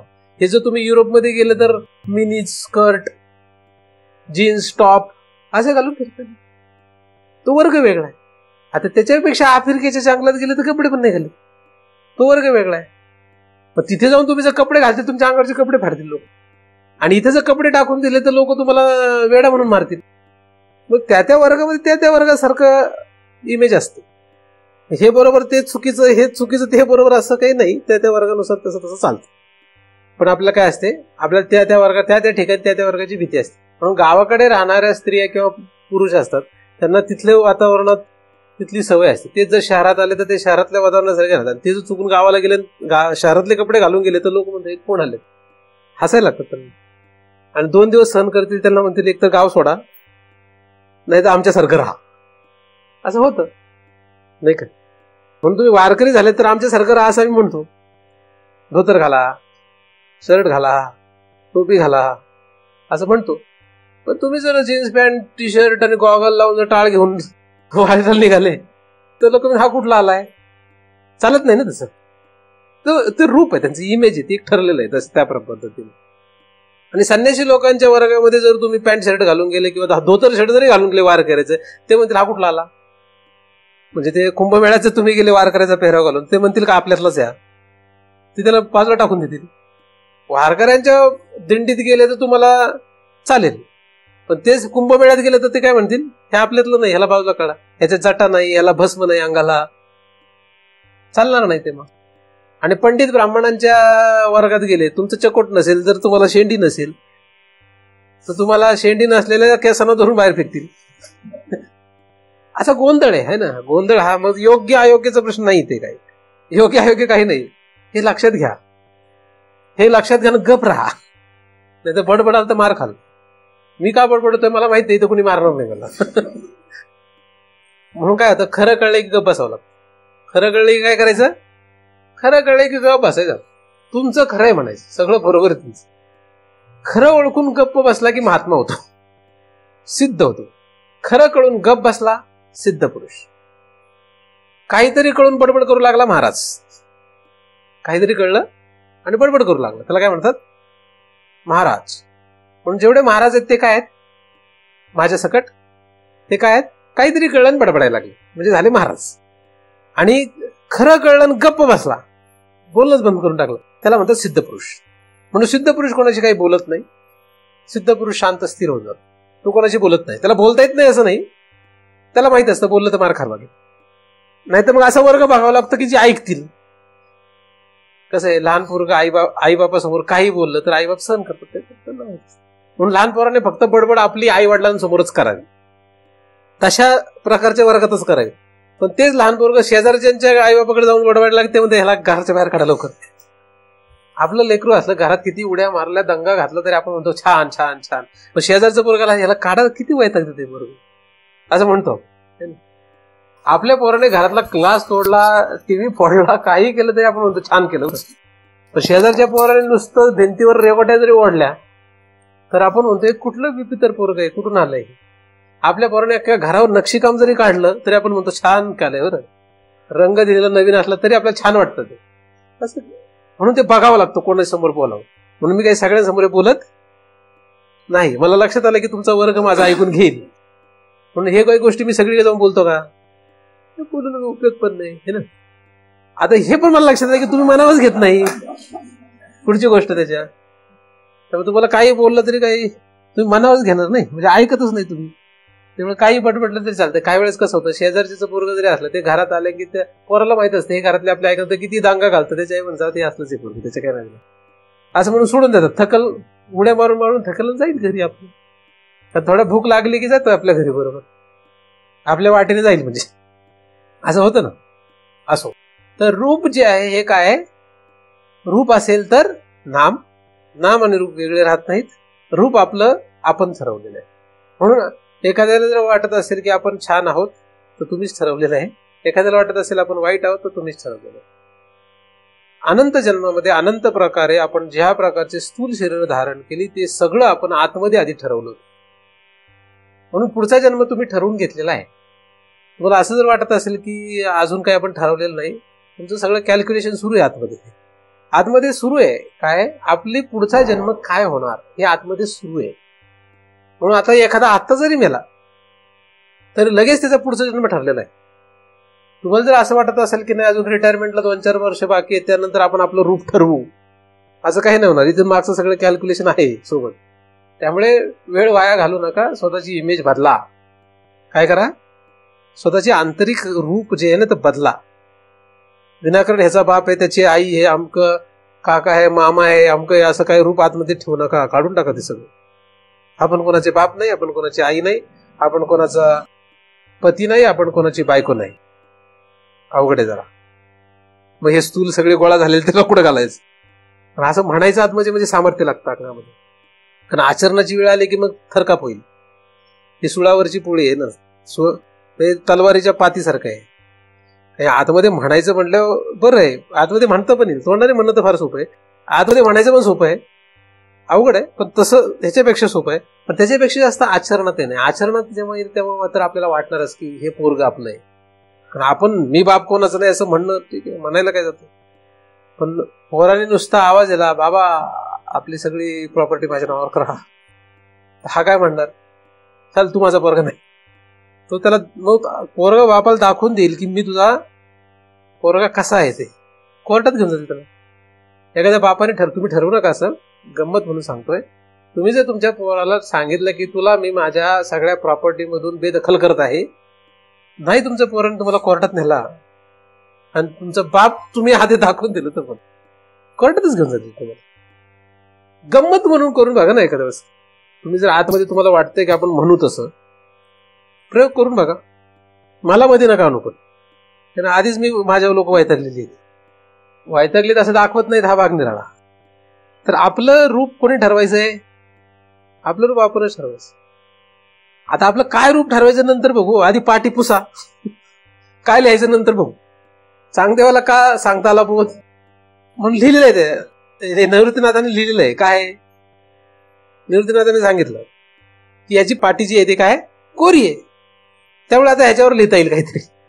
तसं आपली पाठीच कोरी नाही, आपल्या नुसतं एवढं हे पाहिजे ते पाहिजे असं तसं सगळं रूप आपलं ठरवून ठेवलं. महाराज काय लिहिणार त्याच्या होता? महाराजांनी काय सांगावं तुमचं रूप असं पाहिजे? कारण महाराजांनी असं सांगावं तुमचं रूप असं, तर तुम्ही महाराज म्हणता हो हो, आणि पुढच्या क्षणाला म्हणतात महाराज असं आहे, झालं संपलं. का महाराज जर म्हटले तुम्हाला की तुम्ही असं व्हा, म्हणजे असं रूप तुमची अशी इमेज तयार करा असं म्हटले, तर तुम्ही त्या क्षणाला हो म्हणाल जिथपर्यंत महाराज व्यासपीठावर आहेत. पण नंतर तुम्ही काय म्हणाल? महाराज असं कसं, आमचं पोरग पण आहे, आमची पोरगी आहे, आमची प्रॉपर्टी आहे, आमचं अमक आहे, आमचं तमक आहे. म्हणजे गेलं ना, म्हणजे मी बाप आहे, मी नवरा आहे, मी बायको आहे, मी अमक आहे, मी तमक आहे, हे सगळं तुम्ही सांगून रूप सांगून सगळं मोकळे होणार. मग तुम्ही एवढे सगळे रूप सांगितल्यानंतर महाराज करणार काय? महाराज म्हणाले ह्याच्या पाठीत एवढं कचरा भरलाय, तर आपलं काय त्याच्यात टाकावं अजून झोळीत. म्हणून साफ करा. पाहिजे काय करा, पहिलं सगळं आतमधून सगळं साफ करून टाका. रूप काही रूप ठेवू नका स्वतःच. एवढं करण्यातच बरंच आयुष्य जातं. तरुणपणात सुरुवात केली तर म्हातारपणात हाती लागते. आता काय तुमचे कुठलाही कचरा काढायचा असला उकरड्यातला तर काहीतरी वेळ लागते ना. किती कचरा आहे त्याच्यावर अवलंबून असतं, आणि काय साधन वापरतात त्याच्यावर पण असतं. आणि उकरड्यावर कचरा टाकायला बरं वाटतंय, पण कचरा काढायच्या वेळेस फार दुर्गंधी. उकरड्याचा कचरा कोण टाकताय? आपणच टाकतो. टाकायला कसं वाटतं? छान वाटतं, बरं वाटतं, काहीच वाटतं. पण उकिरडा साफ करायला निघा, मग बघा काय होतं. मग तो साफ करवत नाही. घाण कोण करतं? टॉयलेट बाथरूम घाण कोण करतं? साफ कोण करतं? किती लोक साफ करतात टॉयलेट बाथरूम सांगा तुम्ही? घरचं जाऊ देत, आश्रमातलं तरी करतात काय? किती लोक करतात? आल्यानंतर आश्रमातलं टॉयलेट बाथरूम साफ केलं असं किती लोक आहेत? पण आश्रमाचं टॉयलेट बाथरूम वापरतात का नाही? घाण करायला माणसाला काही वाटत, पण साफ करणं फार अवघड असतं. घाण कधी केली हे पण कळत नाही काही वेळेस. ते सांगावं लागतं, बघा जरा काय केलंय, अशी पण परिस्थिती. असो, उकिरडा जो आहे तो काय, उकिरडा बनवणं सोपं आहे, उकिरड्यात घाण आपली सगळी टाकणं सोपं आहे, पण उकिरड्यातली घाण काढताना जे त्रास असतो तो भयंकर असतो. त्याचप्रमाणे ही जी अनंत जन्मांची आपली इमेज आहे ही एक प्रकारची काय आहे, ही घाण आहे. तिला उकरायला लागणं म्हणजे सगळी दुर्गंधीच. ती उकरायला सुरुवात केली की लक्षात, उकिरडा वर छान वाटतो. उकिरडा वर पाहताना कसा वाटतो? छान वाटतो. पण उकिरडा जसं जसं खोदत जाल तुम्ही तस तशी दुर्गंधी वाढत जाते. उकिरडा खोदलेला असेल तर तुम्हाला माहित असेल. ज्याने उकिरडा खोदले नाही त्यांनी कल्पना विनाकारण करू नका. पण ज्याने उकिरडा खोदलं त्यांना नक्की माहिती आहे की वर उकिरडा छान वाटतो, कारण वर उन्हामुळे सुकलेला असतं. पण जसं जसं खाली जाऊ तसं काय होतं, दुर्गंधी वाढत जाते. त्याचप्रमाणे हे वरवर छान वाटेल आपलं इमेज. आपली इमेज जेव्हा खोदायला लागू आपण, आपलं जेव्हा रूप आपलं खोदायला लागू, तुम्हाला लक्षात येईल काय काय घाण करून ठेवली आपण. अनंत जन्मांची जेव्हा खोदणार रूप, आपण जेव्हा आपलं शोधायला लागणार, काय काय आपण रूप आपली तयार करून ठेवलं होतं. म्हणजे जे आपल्याला आज अत्यंत घाणेरडं वाटतं ते सुद्धा रूप आपण करून बसलोय. ढेकून चांगला वाटतो का? ढेकून कसा असतो? गोड, छान. छान वाटतो का चांगला वाटतो ढेकून? आपण ढेकून पण होतो कधीतरी. म्हणजे आपल्या आतमध्ये आपल्या ढेकणाची सुद्धा इमेज आहे. आळी, पंखीचा किडा, हे सुद्धा होतो आपण. लता, झाड म्हणजे वृक्ष, राक्षस, यक्ष, किन्नर, नको नको ते आपल्या आतमध्ये आहे. सगळं सगळं आहे ते आतमध्ये. हे उकरायला लागले की लक्षात येईल आपल्याला. हे सगळं झालं होतं आपण, हे सगळं होऊन आलोय.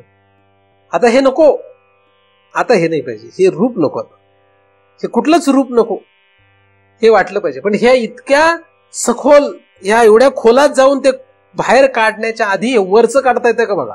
वरचं एकदम सोपं आहे. मी बाप आहे, मी नवरा आहे, मी आई आहे, मी बायको आहे, मी अमका आहे, मी श्रीमंत आहे, मी गरीब आहे, मी दयाळू आहे, मी प्रेमळ आहे. हे सगळं वरवरच्या गोष्टी आहेत सगळ्या. ह्या का, हे तर कोणी पण करतंय. पण हे आधी बाजूला सारल्याशिवाय त्याच्या खाली काय काय लपलंय आपल्या, हे शोधता येणार नाही. हे सगळं आपलं रूप जे आहे, हे रूप आपल्याला पृथक करावं लागेल. हे सगळं काढावं लागणार आहे. पृथक कृती काय करायचं आपल्याला, हे सगळ्याची विल्हेवाट लावायची आपल्याला. तर सुरुवात करायला काय हरकत नाही. तर सगळ्यात पहिल्यांदा काय करावं, सगळं बाजूला काढून, घाण काढून आपण फेकून देत असतो, घाण काढून टाका. हे तर हे सगळं जो कचरा आहे हा सगळा साफ करत चालायचं. जेव्हा हे सगळं साफ होईल, सगळं जागा स्वच्छ होईल, मग त्यानंतर आपल्याला तिथे काहीतरी पूजा मांडता येईल. है ना. स्वच्छ जागा केली की तिथे पूजा मांडता येईल. तर हे सगळं स्वच्छ करूयात, चित्त निर्मळ करूया. चित्त काय करायचं आपल्याला, निर्मळ करायचं. चित्त शुद्ध ज्याचं असेल, ज्याचं चित्त निर्मळ असते, तिथं भगवंत वास करतो. भगवंताचं स्वरूप अरूप आहे. रूप हे अनिर्मळपणा आहे, ती मलिनता आहे. अरूप हीच निर्मळपणा आहे. हे भगवंताचं स्वरूप आहे. आणि त्या भगवंताच्या निर्मल स्वरूपाला जर तुम्हाला जागा द्यायची असेल, तर तुमची मलिन असलेलं रूप काय करावं लागेल, सरकावं लागेल बाजू. त्याला सगळ्यांना पुसावं लागेल. म्हणून चित्त जितकं शुद्ध पवित्र होईल, कारण चित्त आता अशुद्ध अपवित्र कशाने झालंय, तुमच्या फक्त वाईट विचाराने, अशुभ विचाराने, पापकारक विचाराने ते मलिन नाहीये. अनंत जन्म, अनंत प्रकारचे जे आपण रूप धारण केले होते, त्या सगळ्याचे संस्कार या चित्तात जे आहेत त्याने ते मलिन आहे. म्हणजे जसं ते पाताल लोकातल्या अत्यंत नीच असलेल्या राक्षसाच्या इमेजने मलिन आहे, तसंच ते उच्चतम असलेल्या स्वर्गातल्या देवादिकांच्या इमेजने सुद्धा मलिन आहे. एवढा सगळा कचरा त्या चित्तात गुंतलेला आहे. तो काय करावा लागेल, तो सगळा साफ करावा लागेल. तो साफ करणं ही फार नंतरची गोष्ट, तेवढी कल्पना सुद्धा तुम्ही करू शकत नाही, जिथपर्यंत तुम्ही आत्ता जे काही रूप धरून बसलेले आहे ते सोडत नाही. आत्ता तुम्ही धरलेलं रूप चित्तातलं सोडलं पाहिजे. कारण ते काय, ते वर्तमान आहे. म्हणजे जिथपर्यंत वरचा कचरा साफ होत नाही, तिथपर्यंत खालचा कचरा काढता येत नाही. खालचा कचरा एकदम काढू शकत नाही. वरचा कचरा आधी काय करावं लागतो, आईपतीप्रमाणे साफ करत जावं लागतं, म्हणजे पुढचा कचरा काढता येतो. कारण ज्याला मी आई, मी बाप, मी अमका, मी तमका हे आचरणातून आणि विचारातून सोडता येत नाही, तो मला स्वर्ग लोकही नको आणि नरक लोकही नको, इतक्या श्रेष्ठ अशा इच्छेवर येऊ शकत नाही तुम्ही. कारण का, कारण आपण कुठल्या वृत्तीमध्ये गुंतलेलो आहोत, कुठल्या इमेजमध्ये गुंतलेलो आहोत, ह्या स्थूल इमेजमध्ये गुंतलेलो, जे की तुम्हाला संपवायला स्थूल रूपाने यमदूत येतील, ते संपवतील तुम्हाला आणि दाखवून देतील हे नाहीये. पण तो यमदूत फक्त तुम्हाला स्थूल असलेल्या ह्या रूपातून बाजूला काढेल, पण त्याचा इमेज तो आतमध्ये रूपात ठेवून देईल. आतमध्ये कुठे, चित्तामध्ये. तो ते पुसून नाही देत. तो त्याच्यापेक्षा आपल्यापेक्षा चतुर आहे. स्थूल बायका पोरातून तो तुम्हाला बाजूला करीन. कोणातून बाजूला करेल, स्थूल प्रपंचातून बाजूला करेल, स्थूल बायका मुलातून बाजूला करेल. पण ह्या सगळ्यांचे संस्कार तो कुठे ठेवून देईल, चित्तामध्ये ठेवून देईल. आणि अशा पद्धतीने ठेवून देईल की तुम्हाला ते आठवणारच नाही की मागच्या जन्मातली बायको कोण, आपण कोण होतो मागच्या जन्मामध्ये, हे तो आठवणही ठेवून देणार नाही. म्हणून आपल्याला आठवतच नाही मागच्या जन्मात आपण कोण होतो, कुठून आलो, कुठल्या जातीमध्ये होतो, कुठल्या वर्णात होतो, माणूस होतो का राक्षस होतो, देव होतो का वृक्ष वेली लता होतो, काही माहित नाही. तपासच नाही आपल्याला, तपासच ठेवलेला नाही आपल्याला, काही माहित नाही त्याच्यामध्ये. आणि हे सगळं काही माहित नसताना सुद्धा आपण आता इतक्या आनंदाने जगतोय, हे आपल्याला वाटतं हे सगळं खरं आहे. याच्यासारखा मोठा भ्रम जगामध्ये कुठला नाही. आपण सगळे जगतोय. कसे जगतोय? मस्त म्हणजे जगतोय. आपल्याला वाटतं ते सगळं खरं आहे. भ्रमातलं हे आपलं जगणं आहे. सावध व्हायला पाहिजे. काय व्हायला पाहिजे? सावध व्हायला पाहिजे. सावध होऊन पहिली स्वतःची इमेज बदला. इमेज बदला म्हणजे काय? स्वतःची इमेज बदला म्हणजे इमेज साफ करा. बदलू नका, बदलत बसू नका. साफ करायला लागा. आधी वाईट साफ करा, नंतर चांगलं पण साफ करा. आधी पाप सोडा, मग पुण्य पण सोडा. आधी अशुभ सोडा, मग शुभ पण सोडा. सगळं संपवत गेलं पाहिजे. आणि मग चित्त कसं होईल? चित्तामध्ये काहीच नाही म्हणजे चित्त निर्मळ. चित्तामध्ये चांगलं असणं ही वाईटाच्या दृष्टीने चांगलं आहे, भगवंताच्या दृष्टीने नाही. कारण भगवंत वाईट आणि चांगलं ह्या दोघांची विभागणी स्वर्ग नरकात करून टाकतो मायेच्या द्वारे. तो स्वतः काही करत नाही, पण मायेच्या द्वारे तो दोन वर्गामध्ये त्यांना विभागून टाकतो. चांगला आहे का? ठीक आहे, वर लोक, उच्च लोक. वाईट आहे का? नीच लोक. असं तो करून टाकतो. पण आपल्याला या दोन पैकी कुठे जायचं हे आपण ठरवायचं. तर तुमचा प्रवास कोणाच्या हातात आहे? तुमचा प्रवास तुमच्या हातात आहे. तुम्हाला पुढे यमदूताने कुठे घेऊन जावं हे तो ठरवत नाही, आपण ठरवतो. आपण ठरवतो की आपल्याला यमदूत कुठे घेऊन जाणार. विमान ठरवत नाही आपल्याला कुठे न्यायचं. आपण विमानाला, वैमानिकाला, त्या कंपनीला सांगतो की मला दिल्लीला ने, आणि म्हणून तो निघून जातो. आपण जातो तिकीट काढतो. आपण जातो तिकीट काढतो ट्रेनचं, कुठं जायचंय? दिल्लीला. आणि मग नंतर म्हणतो ट्रेनने मला दिल्लीत सोडलं. कोणी सोडलं? बरोबर आहे, ट्रेनची चूक झाली. ट्रेनने दिल्लीत सोडलं का आपल्याला? ट्रेनने आपल्याला दिल्लीत सोडलेलं नाही. मग कोणी सोडलं? अहो ट्रेननेच तर सोडलं. अगं जग तर सांगतं ट्रेनने सोडलं. दिसतंय पण प्रत्यक्षात नाही. तुम्ही चेन्नईचं तिकीट काढलं असतं तर दिल्लीला पोहोचले असते का? ट्रेन काय दिल्लीला पण जाते, चेन्नईला पण जाते. तुम्ही तिकीट कुठलं काढलं? कुठल्या ट्रेनमध्ये बसले? तिकडे गेले. बरं तुम्ही जर म्हणाल की नाही आम्ही चेन्नईचं तिकीट काढतो, दिल्लीच्या ट्रेनमध्ये बसतो, टीसी पडून पकडील, खाली फेकून देईल लोक, नाही तर जेलमध्ये टाकेन. तसं चालत नाही. म्हणजे पाताळाचं तिकीट काढायचं, स्वर्गाला निघायचं, करायचे पाप आणि म्हणायचं स्वर्ग लोकी. फोटोवर लिहायचं स्वर्गवासी. आणि लोकांना विचारा कोण होता? फक्त शेवटच्या दिवशी मेल्यानंतर त्याच्या अंत्यविधीला फक्त पखवाजांनी टाळ वाजवले. वास्तविक अख्खा आयुष्य त्याला हरी माहित नाही, भजन माहित नाही, काही माहित नाही, पण लोक म्हणतात स्वर्गवासी. काय लिहितात? त्याचं तिकीट कुठलं आहे? त्याच्या पुढे लिहायला पाहिजे त्याचं नरकवासाचं तिकीट आहे, पण तो लोक म्हणतात तो स्वर्गाला आहे. स्वर्गाला टीसी पकडणार नाही. टीसी पकडून त्याला फेकून देतो परत खाली. पण टीसीने पकडून फेकून दिलं तर तो काही मग सामान्य माणसात नाही फेकत. तिकीट चोराला, म्हणजे तिकीट चुकीचं असणाऱ्याला खाली पकडून मग त्याचा सत्कार वगैरे, त्याला नारळ असं काही देतात का? काय हार वगैरे घालतात का? त्याला घेऊन जातात जेलमध्ये. तसं तुम्ही चुकून जर इकडचं तिकीट काढलं आणि इकडे निघाले तर तिथून काढलं तर मग त्याच्यापेक्षा खोल नरकाला पाठवतात. कुठे पाठवतात? म्हणून असं कोणाच्या नावापुढे काही लावू नका. कोणाच्या नावापुढे मी बरेच वेळा सांगत होतो, त्याचं बघायची अवस्था. कुणाच्या नावापुढे काय लावायचं? वही लावायचं का? पै लावायचं का? कही लावायचं? कान कधी फुगलेलं नाही, काय नाही, पै. कधी तालमीत गेला नाही, काही नाही, तो पै. 2 ठेवून दिले तर 10 फूट पडेल नाव पै. तुमच्या भागात जास्त आहेत म्हणून तुम्हाला सांगतो. हा बप नाव काय? हा बप. आता हा बप कुठला? हा हरी नाही त्याला माहिती, भक्ती नाही माहिती, तो त्याच्यात कधी परायण नाही, तो हा बप. फक्त टोपी घातली, धोतर घातलं, पांढरा शर्ट घातला, हा बप. माळ घातली गळ्यात, हा बप. हरिभक्त परायण म्हणजे काय कळतंय काय? कोण असतो हरिभक्त परायण? टाळ वाजवले म्हणजे हरिभक्त परायण होतो का?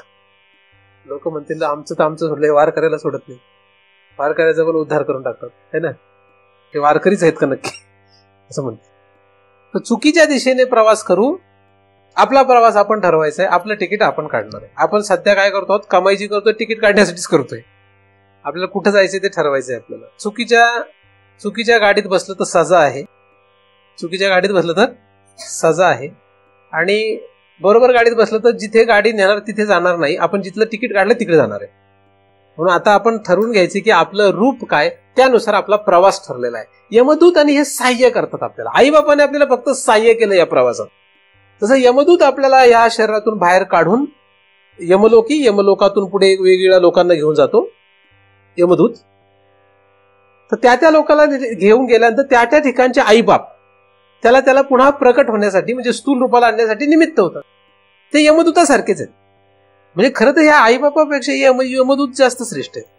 का ते उलट आपल्याला प्रवास, एवढा मोठा प्रवास नेतात. म्हणजे इथून या शहरातून काढायचं, दुसऱ्या शहरापर्यंत पोहोचवायचं, म्हणजे त्या आईबापाच्या साह्याने आपल्याला पुन्हा ते स्थूल शरीर प्राप्त करून द्यायचं. म्हणजे खरं तर आईबापापेक्षा यमदूत श्रेष्ठ आहे असं आईबापाला जर सांगितलं तर तुमच्यापेक्षा आमचे आईबाप खरे कोण आहेत? खरे मायबाप ते आहेत. यम हा खरा आपला मायबाप आहे. अख्या जगाचा तो यम आहे. यम आणि यमी हे खरे जगाचे मायबाप आहेत. ते आपल्याला खरं वेगवेगळ्या ठिकाणी पोहोचवतात. हे तर काय आपले दर शरीरात बदलतात. प्रत्येक शरीरात हे आईबाप बदलतात. म्हणजे हे वाईट आहेत असं नाही म्हणत आहे. काही लोकांना असेल मी यांना काही वाईट म्हणतोय, वाईट नाही. पण खरा यम हा आपला मायबाप आहे. आपण ठरवा आपली इमेज, आपलं रूप शरीराच्या आतमध्ये काय असावं. त्यामुळे उद्या विचारलं ना, सांगा काय आहे तुम्ही. तुम्हाला विचारलं तर तुम्हाला सांगता आलं पाहिजे तुम्ही काय आहात. बरं सगळी चार चौघात तुम्ही सांगितलं मी राम देशपांडे तर ठीक आहे, मी ऐकेल. पण एकांतात जर विचारलं काय नक्की काय तुमची इमेज आहे ती तरी खरी सांगा. माणूस इतका लाभाट आहे, महाराजांना सुद्धा खरं सांगत, सगळं लपून ठेवतात. मला काय, तू अजून कचरा कर, अजून गाडून ठेव तुझं सगळं, मला काय करायचं तसं. काढून टाका सगळं, आहे ना. सगळं काय करा, काढून टाका. काढलं तर कुठं काढून टाकावं? स्वतः काढा, जगापुढे काढू नका. जगापुढे काढलं तर जग मारेल. त्यामुळे कमीत कमी स्वतःच काढून गप बसावा. नाही तर महाराजांपुढे काढावा, देवापुढे काढावा, सगळा उकरीटा साफ करून टाका. तर महाराजांना तरी कमीत कमी सांगा की मला काय व्हायचंय. काय व्हायचंय कोणाला सांगा? महाराजांना सांगावं की मला हे असं व्हायचंय, माझी ही इच्छा आहे की मला करुणामय व्हायचंय. मला काय व्हायचंय? करुणामय व्हायचं, मला दयाळू व्हायचं. पण पक्क एक ठरवावं काय व्हायचंय ते नक्की. कधी हे पण होतोय, कधी ते पण होतोय, सोंगाड्यासारखं चाललंय नाही का. तर हा सगळा सोंगाड्यापणा सोडला पाहिजे. आपलं रूप जे आपल्याला नको असलेलं सोडत चाललं पाहिजे. सोडत चला असतो. स्थूलावरून सूक्ष्मपर्यंत, सूक्ष्मावरून कारणावर, कारण आणि महाकारणाचा प्रवास पुढे आहेच आहे. पण स्थूलावरचं सगळं रूप आपलं जे आतमध्ये आपण ठरवून ठेवतो ते बदललं पाहिजे. आपल्याला काही वाघ व्हायचं नाही, सिंह व्हायचं नाही, देव व्हायचं नाही, यक्ष किन्नर राक्षस व्हायचं नाही. पण हे सगळं न होण्यासाठी आधी काय झालोय ते बंद करावं. कारण या सगळ्यामध्येच आपली उत्पत्ती पुढची ठरलेली आहे. म्हणून हे पहिलं संपवलं पाहिजे. त्यांचा पहिला नाद आपण काय केला पाहिजे? सोडला पाहिजे. तर रूप हा शब्द जितका दिसतो तितका सोपा नव्हे, आणि देवाचं रूप जितकं आपण समजतो तसं नव्हे. आपण जे देवाचं रूप समजतो तितकं देवाचं रूप सोपं नव्हे. आणि जितकं रूप आपण खरं समजतोय आपलं, ते आपलं खरं रूप नाही. आपलं रूप फार वेगळं आहे. आपलं रूप काय? तो एक दाखवतो रूप, आणि त्याचं रूपच वेगळं आहे असं आपण म्हणतोय. त्याचं दाखवण्याचं रूप आणि खरं रूप वेगळंच आहे. त्याचं खरं रूप तुला कळलं ना, जसं महाराजचं रूप दिसतंय वेगळं, पण आहे खरं रूप वेगळंच. तर खरं रूप प्रत्येकाचं वेगळंच असतं बरं. फक्त महाराजांकडे लोकांचं लक्ष असतं, एवढंच फरक. लोकांचं लक्ष कसं असतं? सेलिब्रिटी लोकांचं लक्ष असतं जास्त. तर महाराज एक प्रकारचे थोडेफार सेलिब्रिटीच असतात ना, त्यामुळे लोकांचं लक्ष कुठं असतं? तुमचंही तसंच आहे. तुमचंही दाखवण्याचं रूप आणि आतलं रूप वेगळंच आहे. पण आपल्याला जगाकडे पाहण्याची सवय असते. हे तर त्याच्यापेक्षा भयानक आहे. सावध व्हा, स्वतःवर लक्ष द्या. स्वतःचं रूप कसं आपल्याला नको असलेलं सोडता येईल, त्याचा विचार, त्याचं लक्षणं कशी नष्ट करता येतील, त्याला कसं साफ करून टाकता येईल याचा अभ्यास करा, त्याचा विचार करा. पुन्हा पुन्हा पुन्हा हा विचार करा. तो जगापुढे मांडत बसण्यात काही अर्थ नाही. तो स्वतःकडे ठेवा. जास्तीत जास्त तुम्हाला एकदमच योग्य वाटेल अशा व्यक्तींबरोबर तो बोलू शकता. पण तुम्हाला ती योग्य व्यक्ती वाटत असेल तर बोला. योग्य व्यक्ती असेलच असं नाही. पण जास्तीत जास्त स्वतःचा हा विचार, स्वतःची ही छटा, म्हणजे स्वतःची ही जी इमेज आहे ती बदलत चला. आपण नाही मनुष्य आहोत, ना आपण देव यक्ष किन्नर बनणार आहोत, ना मनुष्य न जे देव यक्ष न ब्राह्मण क्षत्रिय वैश्य शूद्र. हे सगळं रूप आपल्याला काय करायचंय? नष्ट करून टाकायचं. म्हणजे सगळं जर रूप नष्ट करत गेलो, अख्या त्रिलोकामध्ये कुठल्याही स्थूल रूपाला आपण स्वीकारत नाही, यम काय करणार? आपल्याकडे तिकीटच नाही.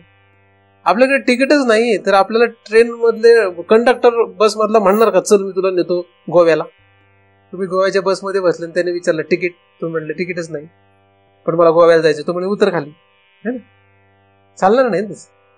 14 भुवनातल्या कुठल्याही रूपाचं तिकीट नाही आपल्याकडे. काय रूप देणार यम तुम्हाला? कुठल्या शरीराचा प्रवेश करून देईल? स्थूल रूपाचं नष्ट जरी केलं, कुठलंही रूप स्वीकारत नाही. 14 भुवनातलं कुठलंही रूप मी स्वीकारत नाही, असं जर तुमचा आतमध्ये चित्तात ठाम निश्चय झाला, मला सांगा यमदूत तुम्हाला कुठलं रूप देणार? यम तुम्हाला त्याच्या यमलोकामध्ये नेऊन काय निर्णय लावेल तुमचा? तुम्ही स्वीकारतच नाही ना कुठलंच. पण तो तेवढा ढ नाहीये, तो चतुर आहे. तो म्हणतो ठीक आहे, तुला नरक लोक नको ना, मृत्यू लोकात येईल. मृत्यू लोकात नको का, मग स्वर्ग लोकात येईल. एखादा मृत्यू लोकात नको नको नको असं करा, ठीक आहे तुला भारतात आवडत नाही की अमेरिकेत जा, अमेरिकेत जन्म घालतो तुला. एखादा अमेरिकेत नको असेल, आफ्रिकेत जा, जंगलात जा, जंगलात नको शहरात राहा. तू काय करतो, हे सगळं आपण ठरवलेलं आहे म्हणून तिथे तिथे जन्म झाले ते जीव. असं काही विनाकारण कुठलाही जीव कुठेही जन्मत नाही, कुठलाही जीव कुठे असा अचानक उगवत नाही. ही यंत्रणा इतकी व्यवस्थित आहे पूर्ण 14 भुवनांची की ज्याने जसं ज्याप्रमाणे ठरवलं त्याप्रमाणे तिथं पोचतो असतो. आणि तो ठरवतो म्हणजे एका क्षणाला नाही ठरवत, तो त्याचा अख्खा प्रवास आहे. त्या सगळ्यांचं काय होतं, एकत्रीकरण करून त्याचं सार काढून त्याला ते पुढचं शरीर मिळतं. जर तुम्हाला हे करता आलं की या 14 भुवनातलं कुठलंही शरीर आपल्याला नको, असं महाराजांचं चिंतन ऐकल्यानंतर तेवढ्या पुरतं म्हटल्याने होत नाही. पण असा जर तुमचा ठाम निश्चय झाला तर यमदूत तुम्हाला कुठल्याही गाडीत बसू शकत नाही. ही गाडी आहे, ह्याच्यामध्ये तुम्हाला बसू शकत नाही, त्यामुळे कुठेही जाण्याचा प्रश्न येत नाही. शिल्लक पुढचं राहते त्याचं काय करायचं तो बघेल. कारण कुठलंही शरीर नाही मिळालं तर एक 5वं शरीर असतंय. कुठलं 4 प्रकारचे शरीर नाही मिळाले की 5वं शरीर मिळतं, आणि त्याला पिशाच्च म्हणतात. ज्याला 4 शरीर मिळत नाही त्याला पिशाच्य योनीचा प्रवास होतो. पण ह्या मार्गाने गेल्या पिशाच्य योनी मिळत नाही. त्याचं कारण असं आहे, पिशाच्य योनीला वेगळ्या प्रकारचे जीव जातात. तर असा तुम्ही जर प्रवास केला या मार्गाने परमार्थामध्ये, तर तुम्ही नीच योनीला जात नाही, उच्च योनीला जात नाही, पिशाच्य योनीला जात नाही. पण तरी सुद्धा काय राहतं शिल्लक त्याचा विचार करणं गरजेचं आहे. तिथून पुढे यमदूत त्याला काय शिकवतो, यमदूत त्याला काय सांगतो, त्यानुसार तो पुढे जीव काय करणार आहे त्याचा खेळ आहे. यमदूताचं जर त्यांनी ऐकलं आणि त्याप्रमाणे जर तो वागला तर पुन्हा तो नरकाला किंवा स्वर्गाला किंवा मृत्यू लोकाला जाईल. यमलोकाचं त्याने ऐकलं नाही, यमदूताकडून जर त्याने यमाकडून जर त्याने पुन्हा उत्कृष्ट बोधाची अपेक्षा केली तर पुन्हा तो वर जाऊ शकतो. आणि यम सुद्धा तेवढा उपकारक आहे. यम हा काही वाईट नाही, जगातला कुठलाच कोणीच वाईट नसतो. त्यामुळे ह्या देवदेवता सुद्धा काही वाईट नाहीत, ते त्यांचे कार्य करतात. परंतु त्यांच्या कार्य करणाऱ्यांमध्ये ते जर श्रेष्ठ असतील तर ते आपल्याला कधीही खोटं सांगत नाहीत. खोदून विचारल्यानंतर मनुष्य खरं सांगतोच. तसं यमाला सुद्धा खोदून विचारतं, यम सुद्धा ब्रह्मबोध करतो. पण यम सुद्धा प्रथम बोध करत नाही, तो पहिल्यांदा बऱ्याच वेळा त्याला हे करतो. असं शास्त्रामध्ये उदाहरण आहेत. नचिकेताच्या बोधामध्ये ते आहे, तो यम नचिकेताला काही लगेच सांगितलं नाही सगळं, त्याला विनाकारण तिष्ठत ठेवलं बराच काळ. तसं नचिकेत म्हणजे तो सूक्ष्म झालेला जीव आहे की जो कुठलंही शरीर पुन्हा ग्रहण करू इच्छित नाही. तर पुढचा प्रवास जो आहे तो साध्य करायचा असेल तर तो नंतरचा विषय. आधी हा प्रवास काही छोटा नाही. आपल्याला काही फक्त पुण्यामधून मुंबईला जायचं नाही, आपल्याला फक्त पुण्यावरून सिंगापूरला जायचं नाही, आपल्याला पुण्याहून फक्त काय इकडे काश्मीरला, इकडे कन्याकुमारीला जायचं. जे लोक एवढ्याच भरकटण्यामध्ये इंटरेस्ट ठेवतात त्यांना स्वर्ग लोक नरक लोक एवढा मोठा प्रवास माहित नाही. प्रवास फार मोठा आहे. प्रवास केवढा मोठा आहे, फक्त काही पृथ्वीमध्ये फिरणारे जे जीव असतात ते शुद्र जीव असतात. ज्यांना वाटतं मी अमेरिकेत जावं, आफ्रिकेत जावं, सिंगापूरला जावं, युरोपला जावं, कन्याकुमारीला जावं, इकडे वर्ग, हे असं जे वाटतं ना, जाऊ नये असं नाही, जाऊ नका असं नाही म्हणत, पण हे वाटणं एकदम शुद्र आहे. पृथ्वीवरच्याच फक्त एका भागात वगैरे फिरण्याची इच्छा, ह्याच्यापेक्षा मोठा प्रवास आपल्याला आहे. आणि तुम्ही नाही म्हटलं तरी तुमचं तिकीट तुम्ही काढताय, त्यामुळे तुम्हाला मिळणारच होतो. फक्त तुम्ही इकडे जाणार का इकडे जाणार हे तुमचं जे काही तुमच्याकडे तिकीट तयार होईल त्याप्रमाणे तुम्ही जाणार. त्याला काही मी अडवू शकत नाही. म्हणजे माझ्या हातात काही नाहीये, माझ्या हातात नाही की तुम्हाला कुठं न्यायचं, आणि मी काही गाडीचा टीसी पण नाहीये. त्यामुळे फुकट जरी म्हटलं तरी चल घेऊन जातो असं काही नाही माझ्याकडे. आणि गाडी काय माझ्या मालकीची पण नाहीये की मी चला घेऊन जातो तिथं. माझ्याकडे काही तसं गाडी पण नाही, मी टीसी पण नाही, काहीच नाही, आणि मी ड्रायव्हर पण नाही. त्याच्यामुळे मला काही नेता येणार नाही. तुम्हाला जर वाटलं समजा माझीच गाडी आहे किंवा मीच टीसी आहे किंवा मीच ड्रायव्हर आहे तर मग केबिन मध्ये बसून नेऊ शकतो. पण माझी गाडी जिथपर्यंत जाईल तिथपर्यंत घेऊन जाऊ शकतो. पण माझी गाडीच कुठं जाणार नसली तर तुम्हालाही तिथंच बसावं लागेल. असो, तर ज्या गुरुची गाडी जिकडे जाते तिकडे ते साधक पोचले जातात. म्हणजे एखाद्या गुरुची गाडी वैकुंठापर्यंत जाणारी असली आणि हे जर त्या गुरुच्या नादी लागलं तर हे सगळे कुठे पोहोचणार. एखाद्याची कैलास लोकांना जाते, मग काय एखाद्या स्वर्ग लोकांना जातात. एखाद्याची मृत्यू लोकांना चांगल्या शरीरांमध्ये जाणार असेल तर तिकडे. म्हणून ज्या गुरुला जसे बसतात ते त्या दिशेने ते जातात. ज्या देवाला ते बसतात त्या देवाच्या गाड्या जिथपर्यंत जातात तिथपर्यंत ते पोहोचतात. म्हणून तुम्ही कोणाच्या नादी लागताय, काय होतंय, हे सगळा खेळ जो आहे तो एकदम व्यवस्थित आहे. आपल्याला सगळं ठरवून घ्यावं लागेल की आपल्याला नक्की कुठे प्रवास करायचा आहे. मी जो तो विषय तुम्हाला सांगत आहे हा कुठेही प्रवास न करण्याचा आहे, प्रवास थांबवण्याचा सांगतो. म्हणजे माझी गाडी बंद पडलेली आहे, पेट्रोल नाही, डिझेल नाही, चाकं नाही. आता तुम्ही गाडीत बसणार का? मोठा विषय आहे ना. त्यामुळे असं बंद पडलेल्या गाडीत कोण बसणार आहे? तर कुठेही जायचं नाही आपल्याला, ना स्वर्गाला जायचं, ना नरकाला जायचं, ना मृत्यू लोकांना राहायचंय. 14 भुवनात कुठे जागा राहायचंच नाही, जायचंच नाही. असं जर बंद पडलेली गाडी वापरायची असेल आपल्याला तर कोणाला इंटरेस्ट आहे? ज्याला इंटरेस्ट असेल त्यांनी या, ज्याला इंटरेस्ट नसेल त्यांनी आपापल्या वाटेने प्रवास सुरू करा. वेळ विनाकारण वाया घालू नका, तुमची सुद्धा आणि देवाधिकांची सुद्धा, नाही की नाही. तर अशा रीतीने आपल्याला आपली इमेज बदलायची आहे. आपल्या इमेज बदलण्यासाठी म्हणजे आपलं रूप बदलण्यासाठी आपण स्वतः कारण आहोत. नाम रूप पृथक कृती या शब्दांमध्ये या नाम आणि रूपाला पृथक करायचं हा विषय आपला पुढे आहे. सध्या आपण फक्त रूप या विषयाचा विचार करत आहोत. रूप काय आहे आणि नाम हे त्याच्यापेक्षा वेगळं नाही, हे मी तुम्हाला आधी पण सांगितलेलं आहे. तर नाम आणि रूप खरं तर एकच आहे आणि नाम रूप म्हणजेच जगत आहे. जो रूपात गुंतलेला आहे त्याला जग असं म्हणतात. म्हणून जग आणि रूप हे वेगळं नाही. रूप म्हणजेच जग, जग म्हणजेच रूप. आणि याचं किती मोठं स्वरूप आहे, 14 भुवन हे या जगाचं मोठं रूप आहे. याचा पुन्हा पुन्हा विचार करा, पुन्हा पुन्हा बारकाईने अभ्यास करा. तुम्हाला चांगली गती हो यासाठी भगवंत तुमच्यावर कृपा करतो अशी त्याच्या चरणी प्रार्थना करतो. त्याच्या कृपेनेच निर्माण झालेले चिंतन त्याच्याच चरणी अर्पण करून इथेच पूर्ण विराम.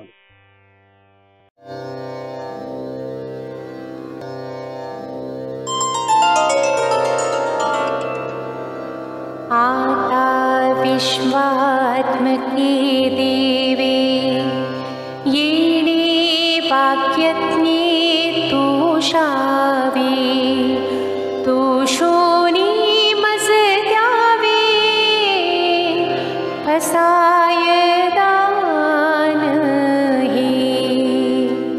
जे खळांची व्यंकटी सांडो, तया सत्कर्मी रते वाढो.